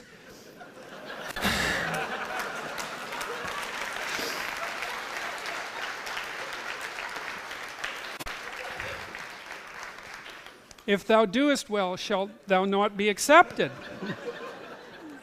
And if thou doest not well, then sin lies at your door. Well, so I looked at lots of translations for this, and actually, the next line is, and unto thee shall be his desire. Yes. What God actually says is something like this, is like, you know, things aren't going so well for you, but if you were behaving properly, they would. But instead, this is what you've done. Sin came to your door, and sin means to, you know, pull your arrow back and to miss the target. Sin came to your door. But he uses a metaphor, and the metaphor is something like, sin came to your door like this sexually aroused cat, predator thing, and you invited it in first, and then you let it have its way with you. It's like you entered into a creative, he uses a sexual metaphor, you entered into a creative exchange with it and gave birth to something as a consequence, and that what you gave birth to, that's your life. And you knew it. You're self-conscious after all. You knew you were doing this, and you conspired with this thing to produce the situation that you're in. Jung said something about this, similar about the Oedipal mother situation, which it was very politically incorrect what he said. Of course, every single thing he wrote was politically incorrect. So, which is how you could tell he was a thinker, by the way. He talked about the unholy alliance between hyper-dependent children and their mothers. And he said, well, it's actually, because Freud thought about it as a maternal thing. I'm not putting Freud down, because Freud mapped out the Oedipal situation brilliantly. I'm not putting Freud down. But, you know, Jung was taking the ideas and expanding them outward. And, you know, he said that there was actually an unholy alliance between a hyper-dependent child and an Oedipal over-dependent mother. And the alliance was, the mother would always offer. So maybe the kid is supposed to go off and do something that would require a little bit of courage and effort. And the mother says, well, are you sure you're feeling well enough to do it? And then the child could say, yes. Or the child could say no, and then, you know, be put in bed and babied and all of that. But the thing is, the child made the damn decision too. And you might think, well, that's pretty harsh, but just because children are little doesn't mean they're stupid. And you don't know children if you don't know how children know how to manipulate, because they are staggeringly good at that, because they're studying you nonstop, trying to figure out A, what you're up to, and B, how they can get what they want in the way that they want it. And so they can play a manipulative game, no problem, especially if they're well schooled in it. And so it's sort of like that. It's like maybe the mother is a little timid and a little inclined to overprotect, and maybe the child is a little manipulative and a little willing to not take that courageous step out in the world and to regress into infantile dependency instead. And then you get a terrible dynamic building across time that is like a vicious circle, you know, or like a positive feedback loop. It just expands and expands and expands. Because sometimes in families you see a hyper-dependent child and a perfectly independent child, and same mother. So obviously, same mother. I mean, mothers are very complex, and mother for child A and mother for child B are not the same mother, even if they happen to be the same human being. The literature is quite clear on that. But you get my point. But God's idea was, not only are you not doing well because you're not doing well, but you're not doing well because you've actually really spent a lot of work figuring out how to not do well. This is like creative effort on your part. And if you read about truly malevolent people, and you could start with the Columbine killers because they left some very interesting diaries behind, so I would recommend them. There's plenty of serial killers you could read about, and the people who've really gone out and done dark things, and I've read more than my fair share of that sort of thing and understand it quite well. If you really want to have your countenance fall and be wroth, 10 years of brooding on your own catastrophe, sort of alone, and letting your fantasies take shape, and egging them on, and allowing them to flourish and, let's say, take possession of you, because that's exactly the right way to think about it. That'll get you somewhere like this.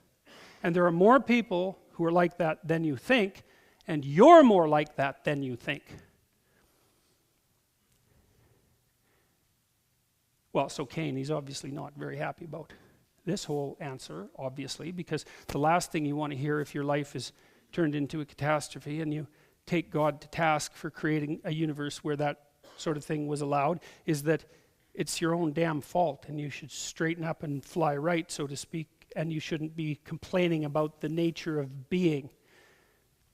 But that is the answer he gets. And so then what happens? Well, we have to infer that if Cain was angry before, that he's a lot more angry now. And of course, that's exactly what the story reveals. And Cain talked with Abel, his brother. And it came to pass when they were in the field that Cain rose up against Abel, his brother, and slew him. I'm going to read you something else now. This is foreshadowing again. This is from the same chapter, by the way. Do what is meaningful, not what is expedient. Jesus was led into the wilderness, according to the story, to be tempted by the devil, Matthew 4:1, prior to his crucifixion. This is the story of Cain, restated abstractly. Cain is far from happy, as we have seen. He's working hard, or so he thinks, but God is not pleased. Meanwhile, Abel is dancing away in the daisies. His crops flourish, women love him. Worst of all, he's a pretty good guy. Everyone knows it. He deserves his good fortune. All the more reason to hate him. I used to joke when I used to teach at Harvard, and now and then my wife would have some of the undergraduates over. We used to joke afterwards, because many of them were very remarkable kids, you know, like they were super smart, they were athletic, or they had some dramatic ability, or they were musicians, or they'd done some spectacular charitable work. Because to get accepted into Harvard, you had to be top of your damn school, and then you had to have at least 2 other outstanding things going for you, you know. And what was so annoying about most of these kids, this was our joke, was you really both liked them and respected them. It's like, my joke was, you'd think they would have had the good graces to be like dislikable sons of bitches, at least with all those other great things going for them. They had to add like respectability and likability to it as well. So you thought, well, you know, it really couldn't have happened to a better person. It's like, good God. Well, that's Abel's situation, you know. It's like, and you know, the funny thing too is that that's an ideal. That's the ideal, right? Because an ideal person, let's say, would be someone who you would want to be like, and someone who is operating in the world like you would want to operate, and someone whom fortune was smiling on, and someone who is making the right sacrifices. It's really what you would want to be. And so Cain kills that. Right, so it's a psychological story too. And you see this in the cynicism that people have about people who have done well in the world. They're always looking for some reason why they've done well. They must be crooked, or they must be conniving, or they must be arrogant, or they must be psychopathic, and of course all of those things exist. But it's a very bad trick to play on yourself to make the proposition that the person in the world who represents your own ideal is that ideal because of despicable reasons. Because what you do is train yourself that the ideal that you should pursue can only exist if it's motivated by despicable reasons. And then what? Not only is Abel, your brother, dead as your brother in the field, in reality, but you've also slaughtered your own ideal. Well, then what the hell are you going to work for? Well, how are you going to live then? Well, bitterly and miserably, that's for sure. Bitterly, miserably, and hopelessly. That's how you're going to live. You know, and it's so rare that I see, especially publicly, that people honestly admit, with sports figures they'll do it. That's one place where that seems to happen. But it's so uncommon for expressions of admiration and gratitude to manifest themselves in any public communication of any sort. Newspapers, TV, YouTube, Twitter. It's almost always undermining and backbiting and criticism, and very often directed to people who have often done little else but bring good things into the world for other people. And that's part of why this is such a profound story. He's a pretty good guy. Everyone knows it. He deserves his good fortune. All the more reason to hate him. That's for sure. Cain broods on his misfortune like a vulture on an egg. He enters the desert wilderness of his own mind. He obsesses over his ill fortune and betrayal. He nourishes his resentment. He indulges in ever more elaborate fantasies of revenge. His arrogance grows to Luciferian proportions. I'm ill-used and oppressed, he thinks. This is a stupid, bloody planet. It can go to hell. And with that, he encounters Satan in the wilderness and falls prey to his temptations. And he does what he can, in John Milton's unforgettable words, to confound the race of mankind in the first root and mingle and involve earth with hell, done all to spite the great Creator. He turns to evil to obtain what good forbade him, and he does it voluntarily, self-consciously, and with malice. Let him who has ears hear. So that's the first two human beings. The resentful, bitter failure taking an axe to the admirable success.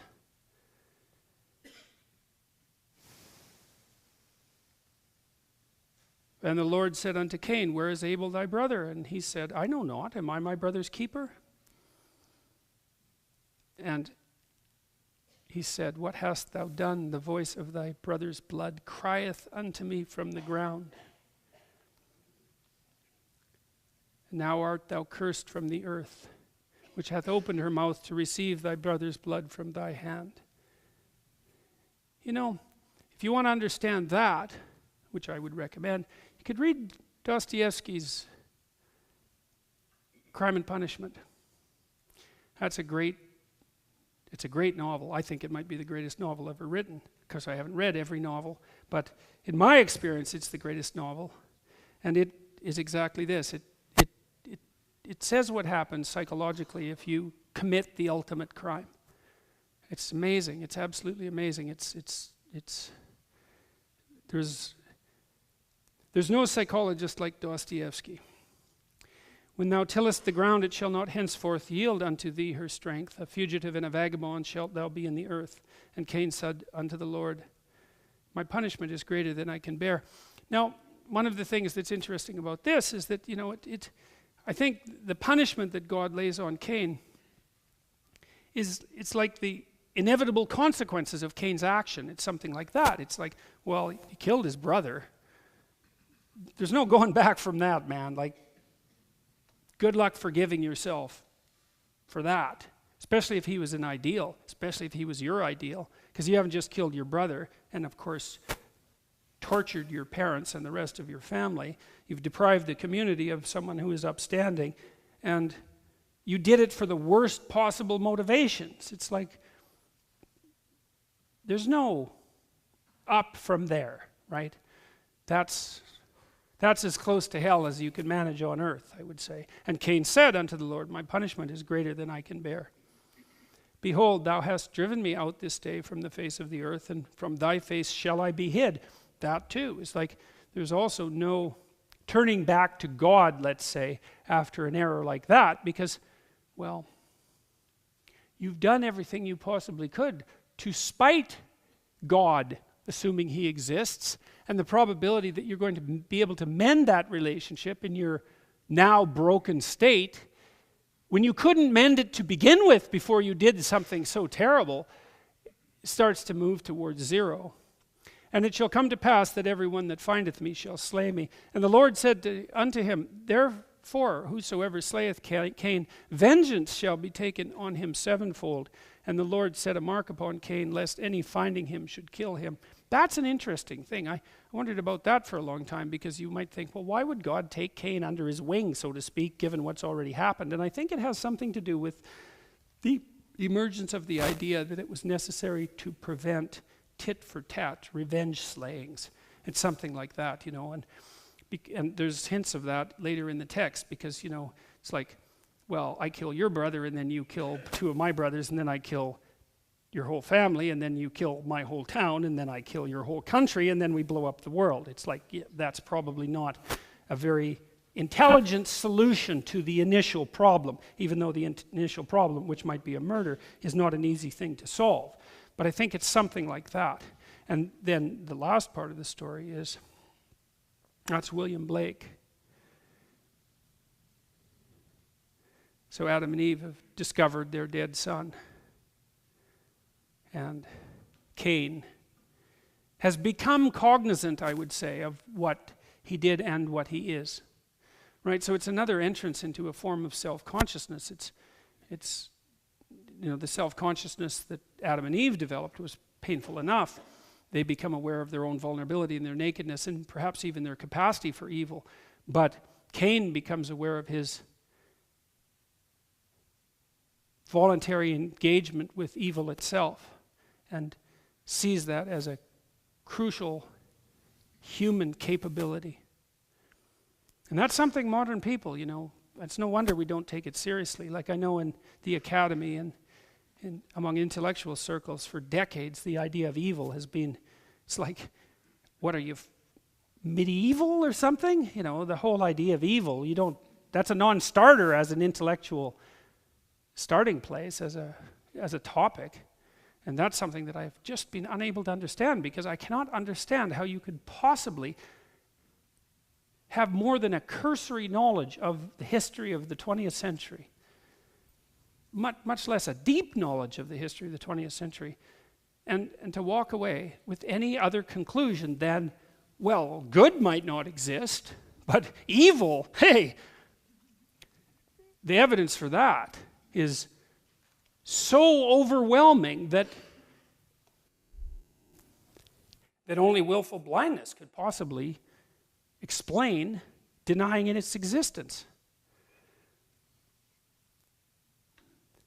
And that was actually a useful discovery for me, because I also concluded, perhaps, that if it was true evil existed, then it was true by inference that its opposite existed.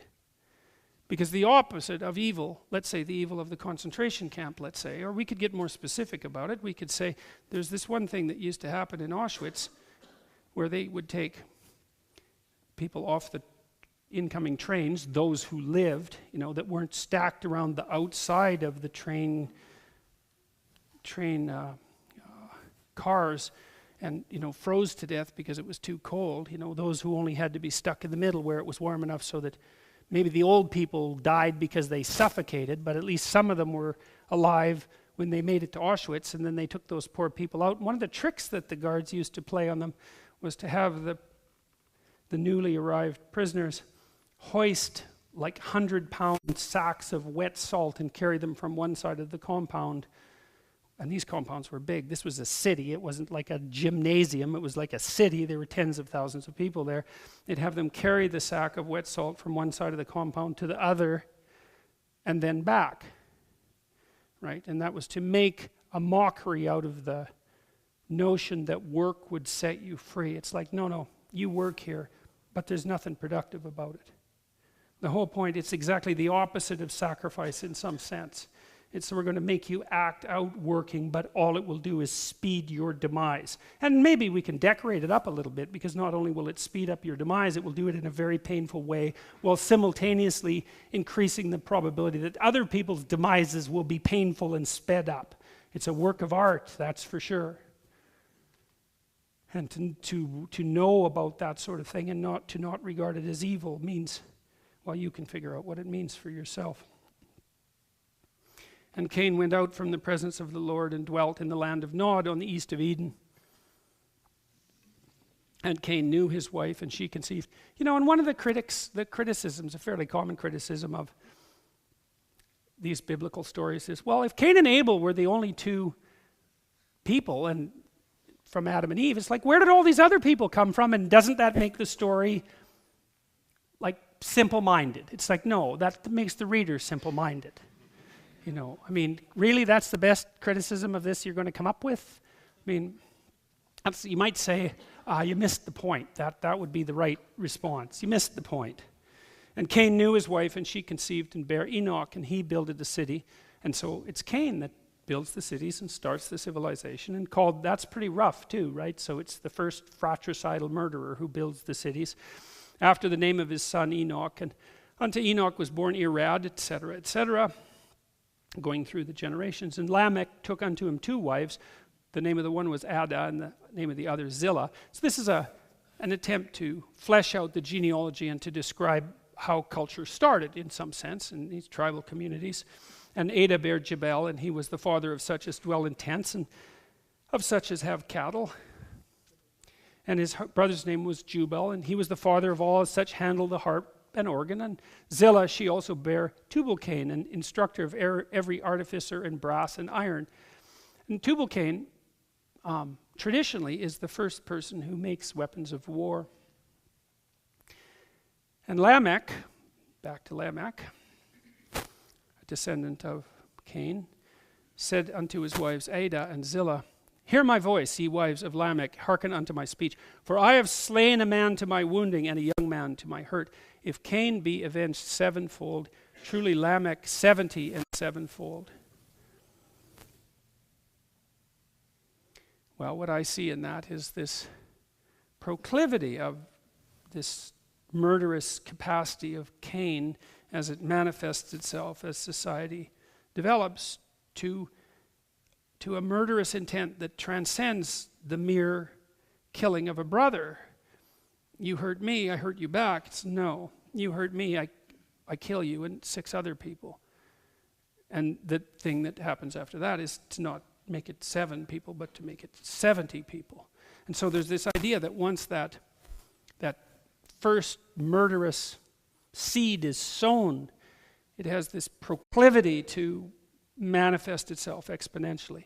And that's a warning. And that's also why I think Tubal-Cain, who's one of Cain's descendants, was the first person who made weapons of war.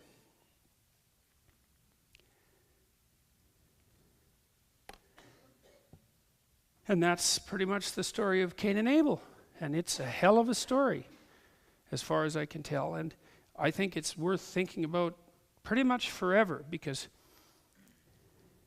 there's so many, it has so many facets, And I think the most usefully revealing of those facets is the potential for the story, once understood, to shed light on not your own failure, not even on your rejection by being, let's say, but on the proclivity to murder the best and the best in you for revenge upon that violation.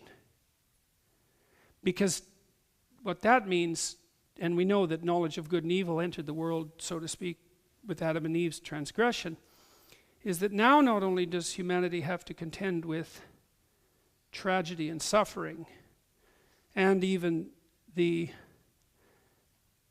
unharvested fruits of proper sacrifice, but with the introduction of real malevolence into the world. So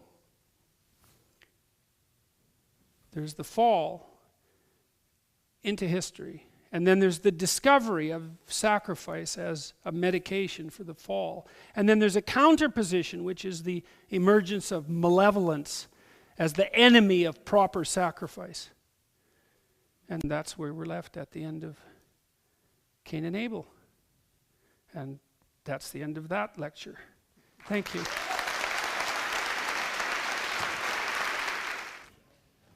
All right. Okay. So you've said that one of your moral axioms is that pain is bad, and so we should work to eliminate unnecessary suffering. Isn't this the basis for a secular morality like utilitarianism? And can't we therefore be moral without religion?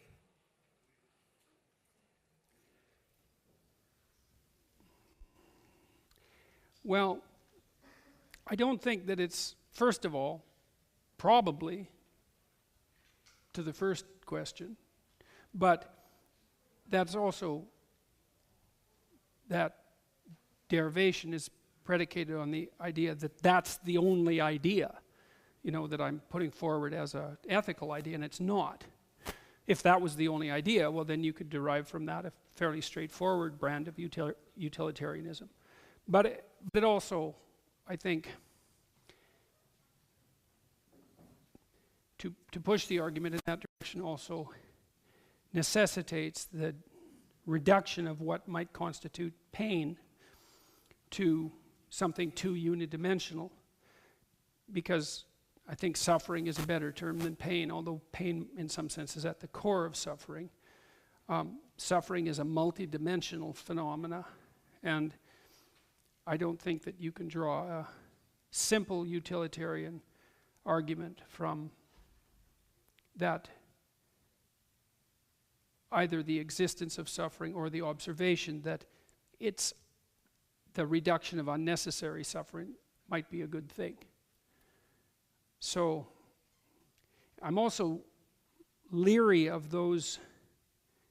See, it's not reasonable in some sense to reduce a complex set of ideas to a single proposition, and then say the ideas that I've been putting forward, and then to reduce another complex philosophical set of ideas to a single proposition, and then say, aren't those two things the same?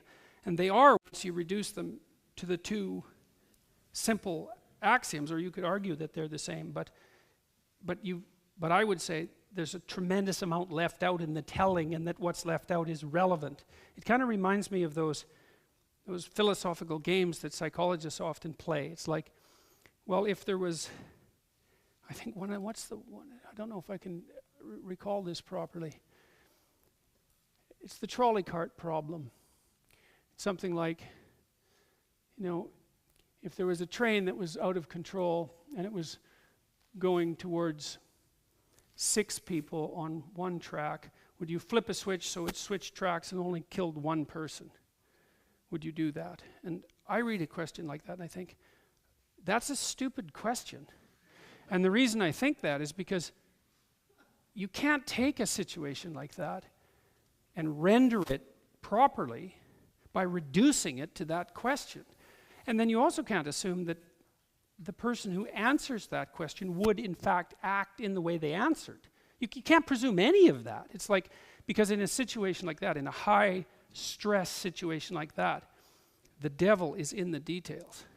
And I've dealt with situations like that a number of times and know perfectly well that the devil's in the details. So I think that there's an intellectual reduction to make a philosophical point that doesn't give the complexity of the topic justice.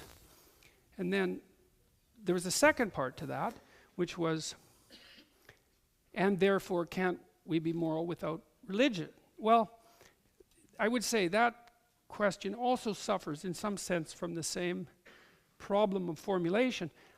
I'm very hesitant ever to answer a question of the form, is A merely a manifestation of B, when A and B are very complex things? Because the answer to that is, it depends on what you mean by moral and what you mean by religious. Because, see, there's an underlying intellectual maneuver in a question like that. And the underlying maneuver is the a priori assumption that something as complex as religion or as complex as morality can be reduced to an object with a name. And that then two objects reduced to their name can be assessed simultaneously. And I don't think that that's the case. I think you can say something like, is a triangle a square? I think you can say that.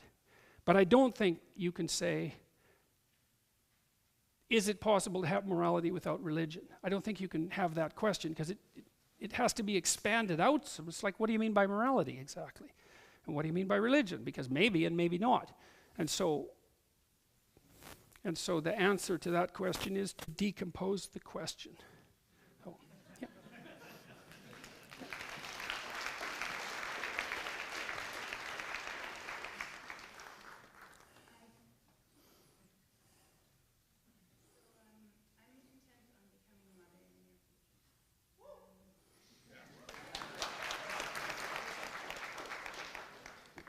I don't want my young children indoctrinated with dangerous ideas.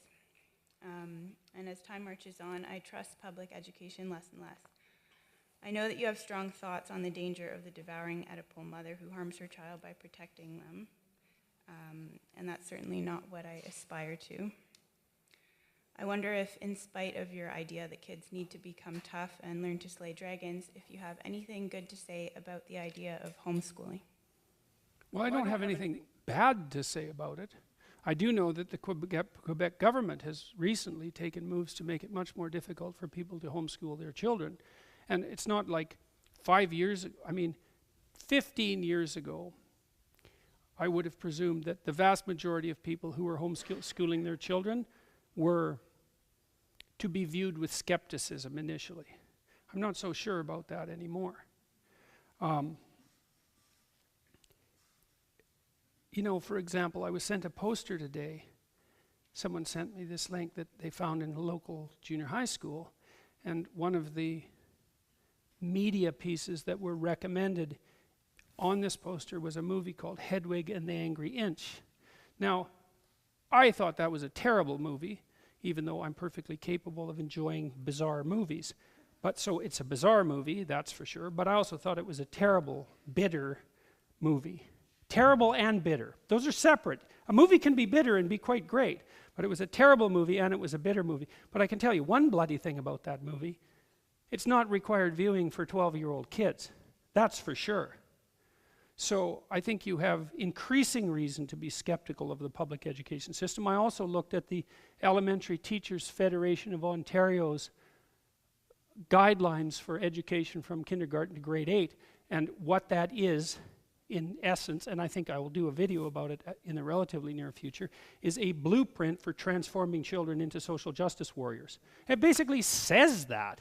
It's like you don't have to be a conspiracy theory to read that. We have social justice tribunals in Ontario. And so the idea is, well, if you're going to get your children, if you're going to get people to, what would you say, favor equity properly, well, then you better start teaching them while they're young. It's like, maybe not. So now, you ask that question properly, because you say, well, the terrible education system, the wonderful mother homeschooling, right? That's the danger. It's like, no, because it might not be the wonderful mother homeschooling. It might be the pathological mother using the pathology of the education system as an excuse to get her talons into her children, right? Because that's certainly equally possible, or perhaps even more possible, because at least in the public education system, there's some necessity for consensus. So that's something that you have to be very aware of and work to prevent, right? And so I would say, if you're going to do that, probably best not to do it on your own. And it's like you need a board of advisors or something like that, and so maybe it can't just be you, and you have to figure out, well, what is the aim? And how are you going to manage that? And what makes you think you can do it? Even if it's being done badly publicly, what makes you think you could do it better? I mean, my general advice is, and people have asked me this, in fact, I had a conversation with the guy who was tiling my backyard this morning about something his son had said to him that he was taught at school recently, which really made the tiler, who had come from a rather authoritarian country, step back on his heels and think, I'm not so sure I should be sending my kid to public school anymore, and maybe I shouldn't be living in Toronto even, but my general advice is keep an eye on your kids and discuss with them what they're learning, and help equip them with the tools to not only to articulate their own viewpoint in response to what they're being taught. Now, the problem is you might not have the time nor the ability to do that. That's no simple thing. And increasingly, if you're unwilling to have your children participate in what is increasingly indoctrination and not education, thanks to, in no small part, to the Ontario Institute of the Studies on Education, which is an institution that I particularly despise, because I think that almost all it does now is produce indoctrinators of children. It's not an easy problem to solve. So more power to you wanting to put your children in a situation where they're not being indoctrinated, but the alternative is very, very complicated and difficult. So, yeah.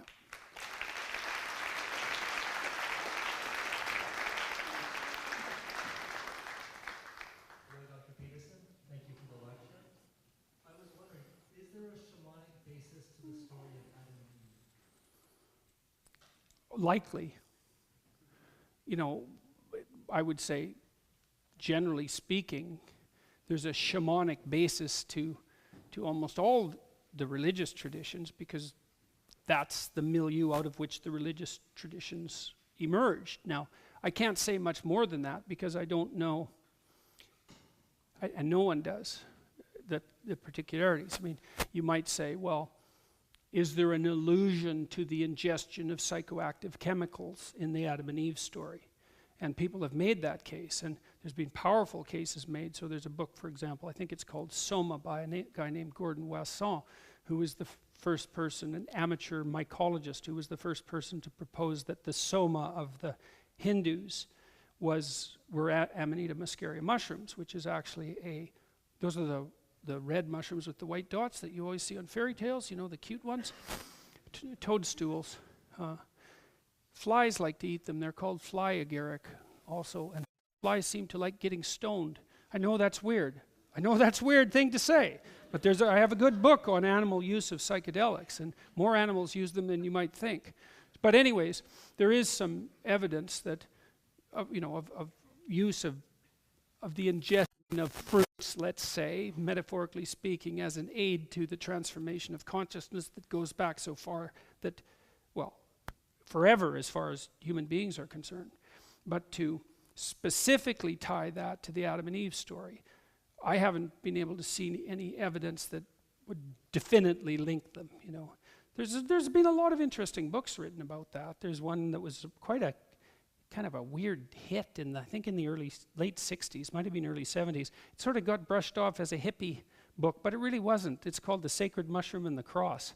That's the sort of book you read and you think, I don't know what to do about that. I have no idea what to do about that book. So that's all I can say about that. Yep.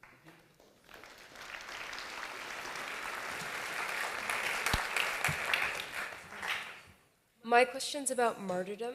So what do you think martyrdom, or the willingness to suffer and die for what you believe, if anything, says of the convictions? And what do you think is the benefit for the martyr, which is at least traditionally immaterial and transcendent good, compared to the regular sacrifice or practical sacrifice, which is ordered to the future material, psychological, or economic good? Man, you guys really come up with some wicked questions.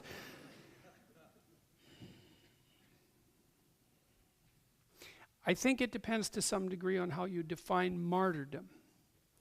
You know, because you could define it as the tendency to pathologically self-aggrandize yourself on public display. Or you could say it's the decision to be immovable about a set of principles, right? So let's go with that one. Forget about the first one. Well, I wouldn't recommend it to anyone, right? In some sense, it's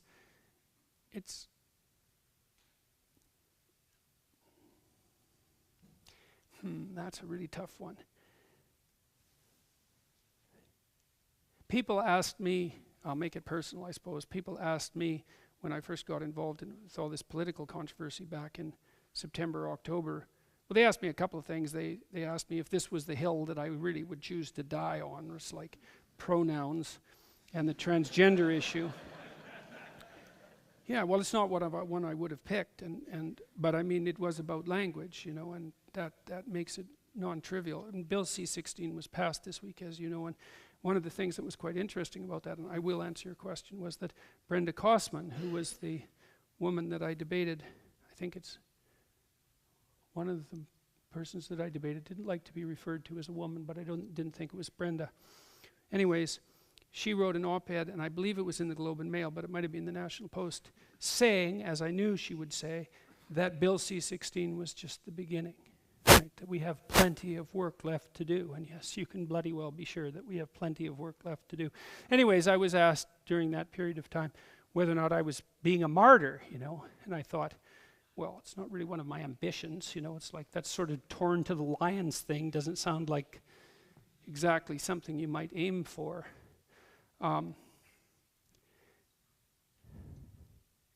But I think, well, sometimes you find out in your life, maybe, that there's something you won't do. And one thing, and then maybe you just don't do it, no matter what the consequence is. Maybe, I don't know, because you know, I haven't been pushed to that point, but there have been people who have been pushed to that point in history, and they basically said, I don't care what you do to me, I'm not doing that. And you know, maybe some of them were suicidal and some of them were psychotic and some of them had whatever other problems that people might have. But yeah, I do have this suspicion now and then that some of them were just kind of serious about saying no. And there's some utility in being serious about saying no. And that sort of revealed itself to me, I suppose, to some degree back in September when I read a piece of legislation that said I would have to use some words that were legislated by the government. And I thought, there's no goddamn way I'm going to do that under any conditions that I can imagine. Now, there are conditions, and I have a pretty good imagination for unimaginable conditions. I couldn't see it because I thought that if I did that, I would break. Whatever would be left of me after having done that would no longer be me, and I'm not interested in that. I know what that would be like. I actually do know what that would be like. And I'm not interested in that. I would rather have whatever else happens, happen. And people have said to me, well, you're so courageous for taking this stand. It's like, yeah, well, I'm not going to claim any sort of otherworld courage, I can tell you that. But one thing I do know the difference between is different forms of hell. Let's put it that way. And there's the hell that maybe I might be dragged through if I don't act in accordance with this law. And there's the hell that I would be dragged through if I did act in accordance with the law. And I would vastly prefer the first hell to the second, and it isn't clear to me that that actually constitutes courage. Is it useful? Because that's also the question about martyrdom. I think it's very useful for people to see that someone will say, there's no way, there's no conceivable way that you can get me to do that. And I've thought long and hard about such things too, because I've taught very many people to negotiate. And one of the things I always teach them is, you don't negotiate from a position of weakness. because you lose. And so if I say no to something, and I mean no, I bloody well won't do it. And I think that if there are people who also agree that such things aren't appropriate, to have the example of someone who says no and means it actually turns out to be useful. And so then I would say, well, that's an inclination in the potential direction of martyrdom. But I don't see how to distinguish that from actually just having the courage of your convictions. And so sometimes you might say, well, a person who has sufficient courage in their convictions will sometimes be put to death. Well, if that's the definition of a martyr, then sometimes, but not always, that's a really good thing. And one of the things I really liked about Solzhenitsyn's book, The Gulag Archipelago, which is I refer to it often, is an absolutely staggering book, is that he put in many, many stories of people who were in the Gulag, and they were often religious believers, which was a shock to him because he was an atheistic communist when he first entered the camps. They were often religious believers, and they were people who said no. There were things they would not do. They would not participate in what the regime was asking them to do. And you have to read it because the devil's in the stories, right? The details in the stories. But Solzhenitsyn in the camps grew to have tremendous admiration for such people and actually viewed them as exemplars of the mode of being that was necessary for him to escape both the communist propaganda that had shaped him as an individual and also the terrible bitterness and sorrow and anger that he experienced as a consequence of being flung into the terrible concentration camp conditions of the Gulag Archipelago. So, yeah.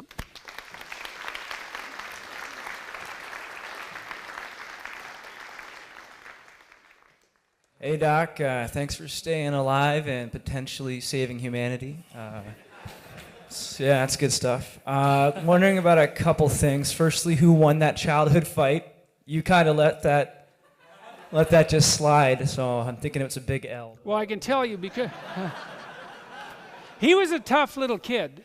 See, I don't remember what happened, but my remembrance of him was that he pound me out pretty effectively. So, yeah. His name was Vernon Switchenook. Yeah, he was a good friend of mine, and I think Vernon still lives in Fairview. So if he hears of this, then maybe he'll remember that too, and you know. So probably he would have won. I didn't win that many physical fights when I was a kid, so. Okay, that's not the only question. So okay. Okay.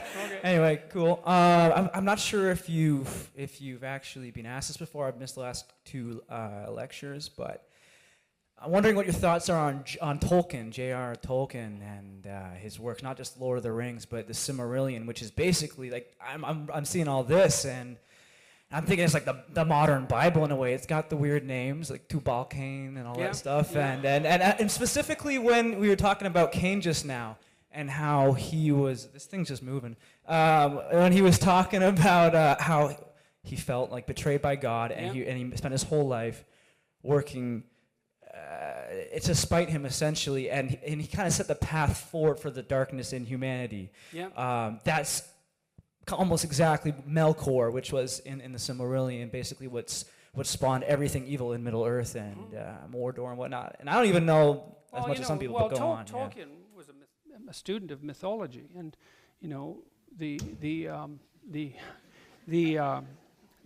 story of the Hobbit is a retelling of Beowulf in large part, and that's a dragon slaying myth, and so the reason that Tolkien and Rowling for that matter are so popular is because they've done a very good job of making the old myths new.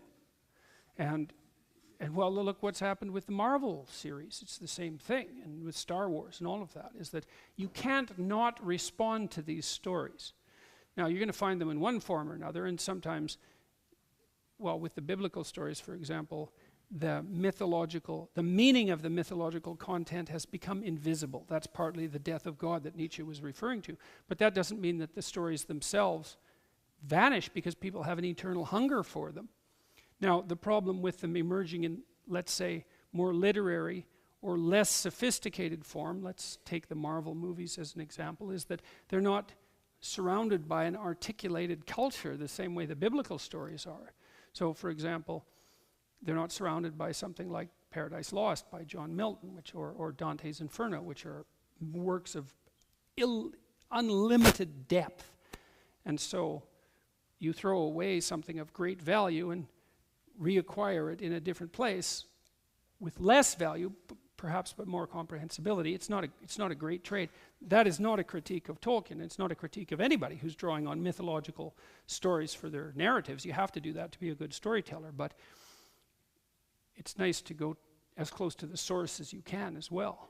So, yeah. And the overlaps that you describe, well, yeah, it's exactly what you'd expect, because if you deal with great mythological themes, you start to get... The archetypes are at the bottom of stories.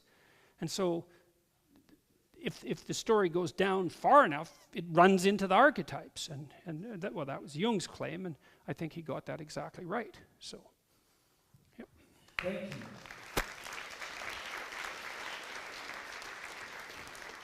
Last one. There's a passage in Paradise Lost where the demons are building pandemonium under Mammon's sort of guidance, and they crack open what's not really earth but hell, and they take out the gold, and they build pandemonium, which is the most sophisticated architectural wonder of all time in Milton's language. And this conception of taking material and turning it into a temple to oneself was interpreted by Humphrey Jennings, who was the founder of the mass observation movement. And if anyone saw the opening to the Britain's 2012 games, the history of the Industrial Revolution, he said, was encapsulated by this passage in Milton, where you have demons building a temple for themselves out of matter, and that mankind, in Milton's language, was taught to do this, or that they learned it first by this example. And he says, "Let none envy that devils have riches in hell." And I see things in this. One, the Gnostic idea that somehow the world itself that we inhabit is hell, and that matter is not our true place of existence, but somewhere sort of Platonic. And also the Faustian sort of bargain that people made around 1666 to get a world of stuff and things and possessions by losing the soul, or what existed before that. And I wonder if I play with that a lot in my own thought, and I wonder if that's something that you found in Milton, and what you think of that passage in particular. Well, Milton was definitely a prophetic voice, right? And I think that's a perfectly reasonable retelling of that section. It's also very much akin to the story of the Tower of Babel, which we'll talk about next week.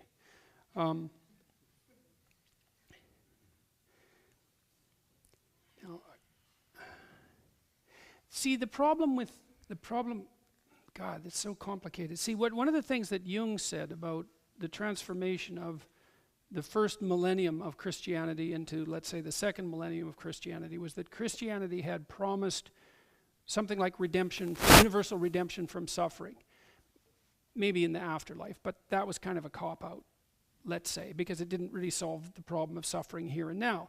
And Jung believed that as people had, although it did many positive things, let's not forget that. It civilized people in a way that they hadn't been before, or you could make that case. But then there's this underground, at the same time there's this denial of the utility of material reality that went along with the spiritualization of mankind in that Christian millennium. There was value left in material because it had been ignored. And so then Jung believed that the collective unconscious, broadly speaking, began to be attracted to what had been rejected by the hyper-spiritualization, and started to question whether or not additional value could be extracted from the material, maybe as a adjunct to the spiritual, because maybe true redemption was something like a proper meeting of the spiritual and the material, which wasn't something that seemed to be part and parcel of Christian doctrine up to that point. Now, maybe what Milton was warning against was a swing too far, right? And I think Milton's point is well taken, because one of the things that's worth noting is that you can be perfectly miserable in a house of gold, right? I mean, I've known very many wealthy people, very, very wealthy people, and the problem, see, the thing is that money just doesn't solve that many problems that people have. People wish it would. People who want to be rich think it will, and the people who want to redistribute money think it will. And I know that there's nothing to be said for abject poverty, but the problem is that there are many serious problems that human beings have that material comfort alone does nothing to address, or almost nothing. You can have a perfectly miserable family life and $20 million. And the buffer that the $20 million puts between you and the misery sometimes it's not even a buffer, it's a magnifier. So Milton would warn against the creation of even the idea of a material utopia, even in principle, something Dostoevsky also recognized as an error. You cannot solve the problem in that manner. And maybe the demonic idea is propaganda that you could. Now maybe there is a balance of some sort, because I don't understand if we were going to build the city of God, let's say. Well, a huge part of the endeavor would have to be spiritual. And to me, that a huge part of that would be, it would have to be something predicated, if not on truth, at least on the willingness of people not to lie to one another. Without that, all the material well-being in the world it's a facade. It's like gilding a corpse, right? And I think that's partly what Milton was warning against. I mean, Milton was doing many more things than he knew, of course, because he was a poetic genius of incalculable genius. Right. So, well, you've obviously thought about such things very much, so that was a very good question. So, all right, everyone, good night.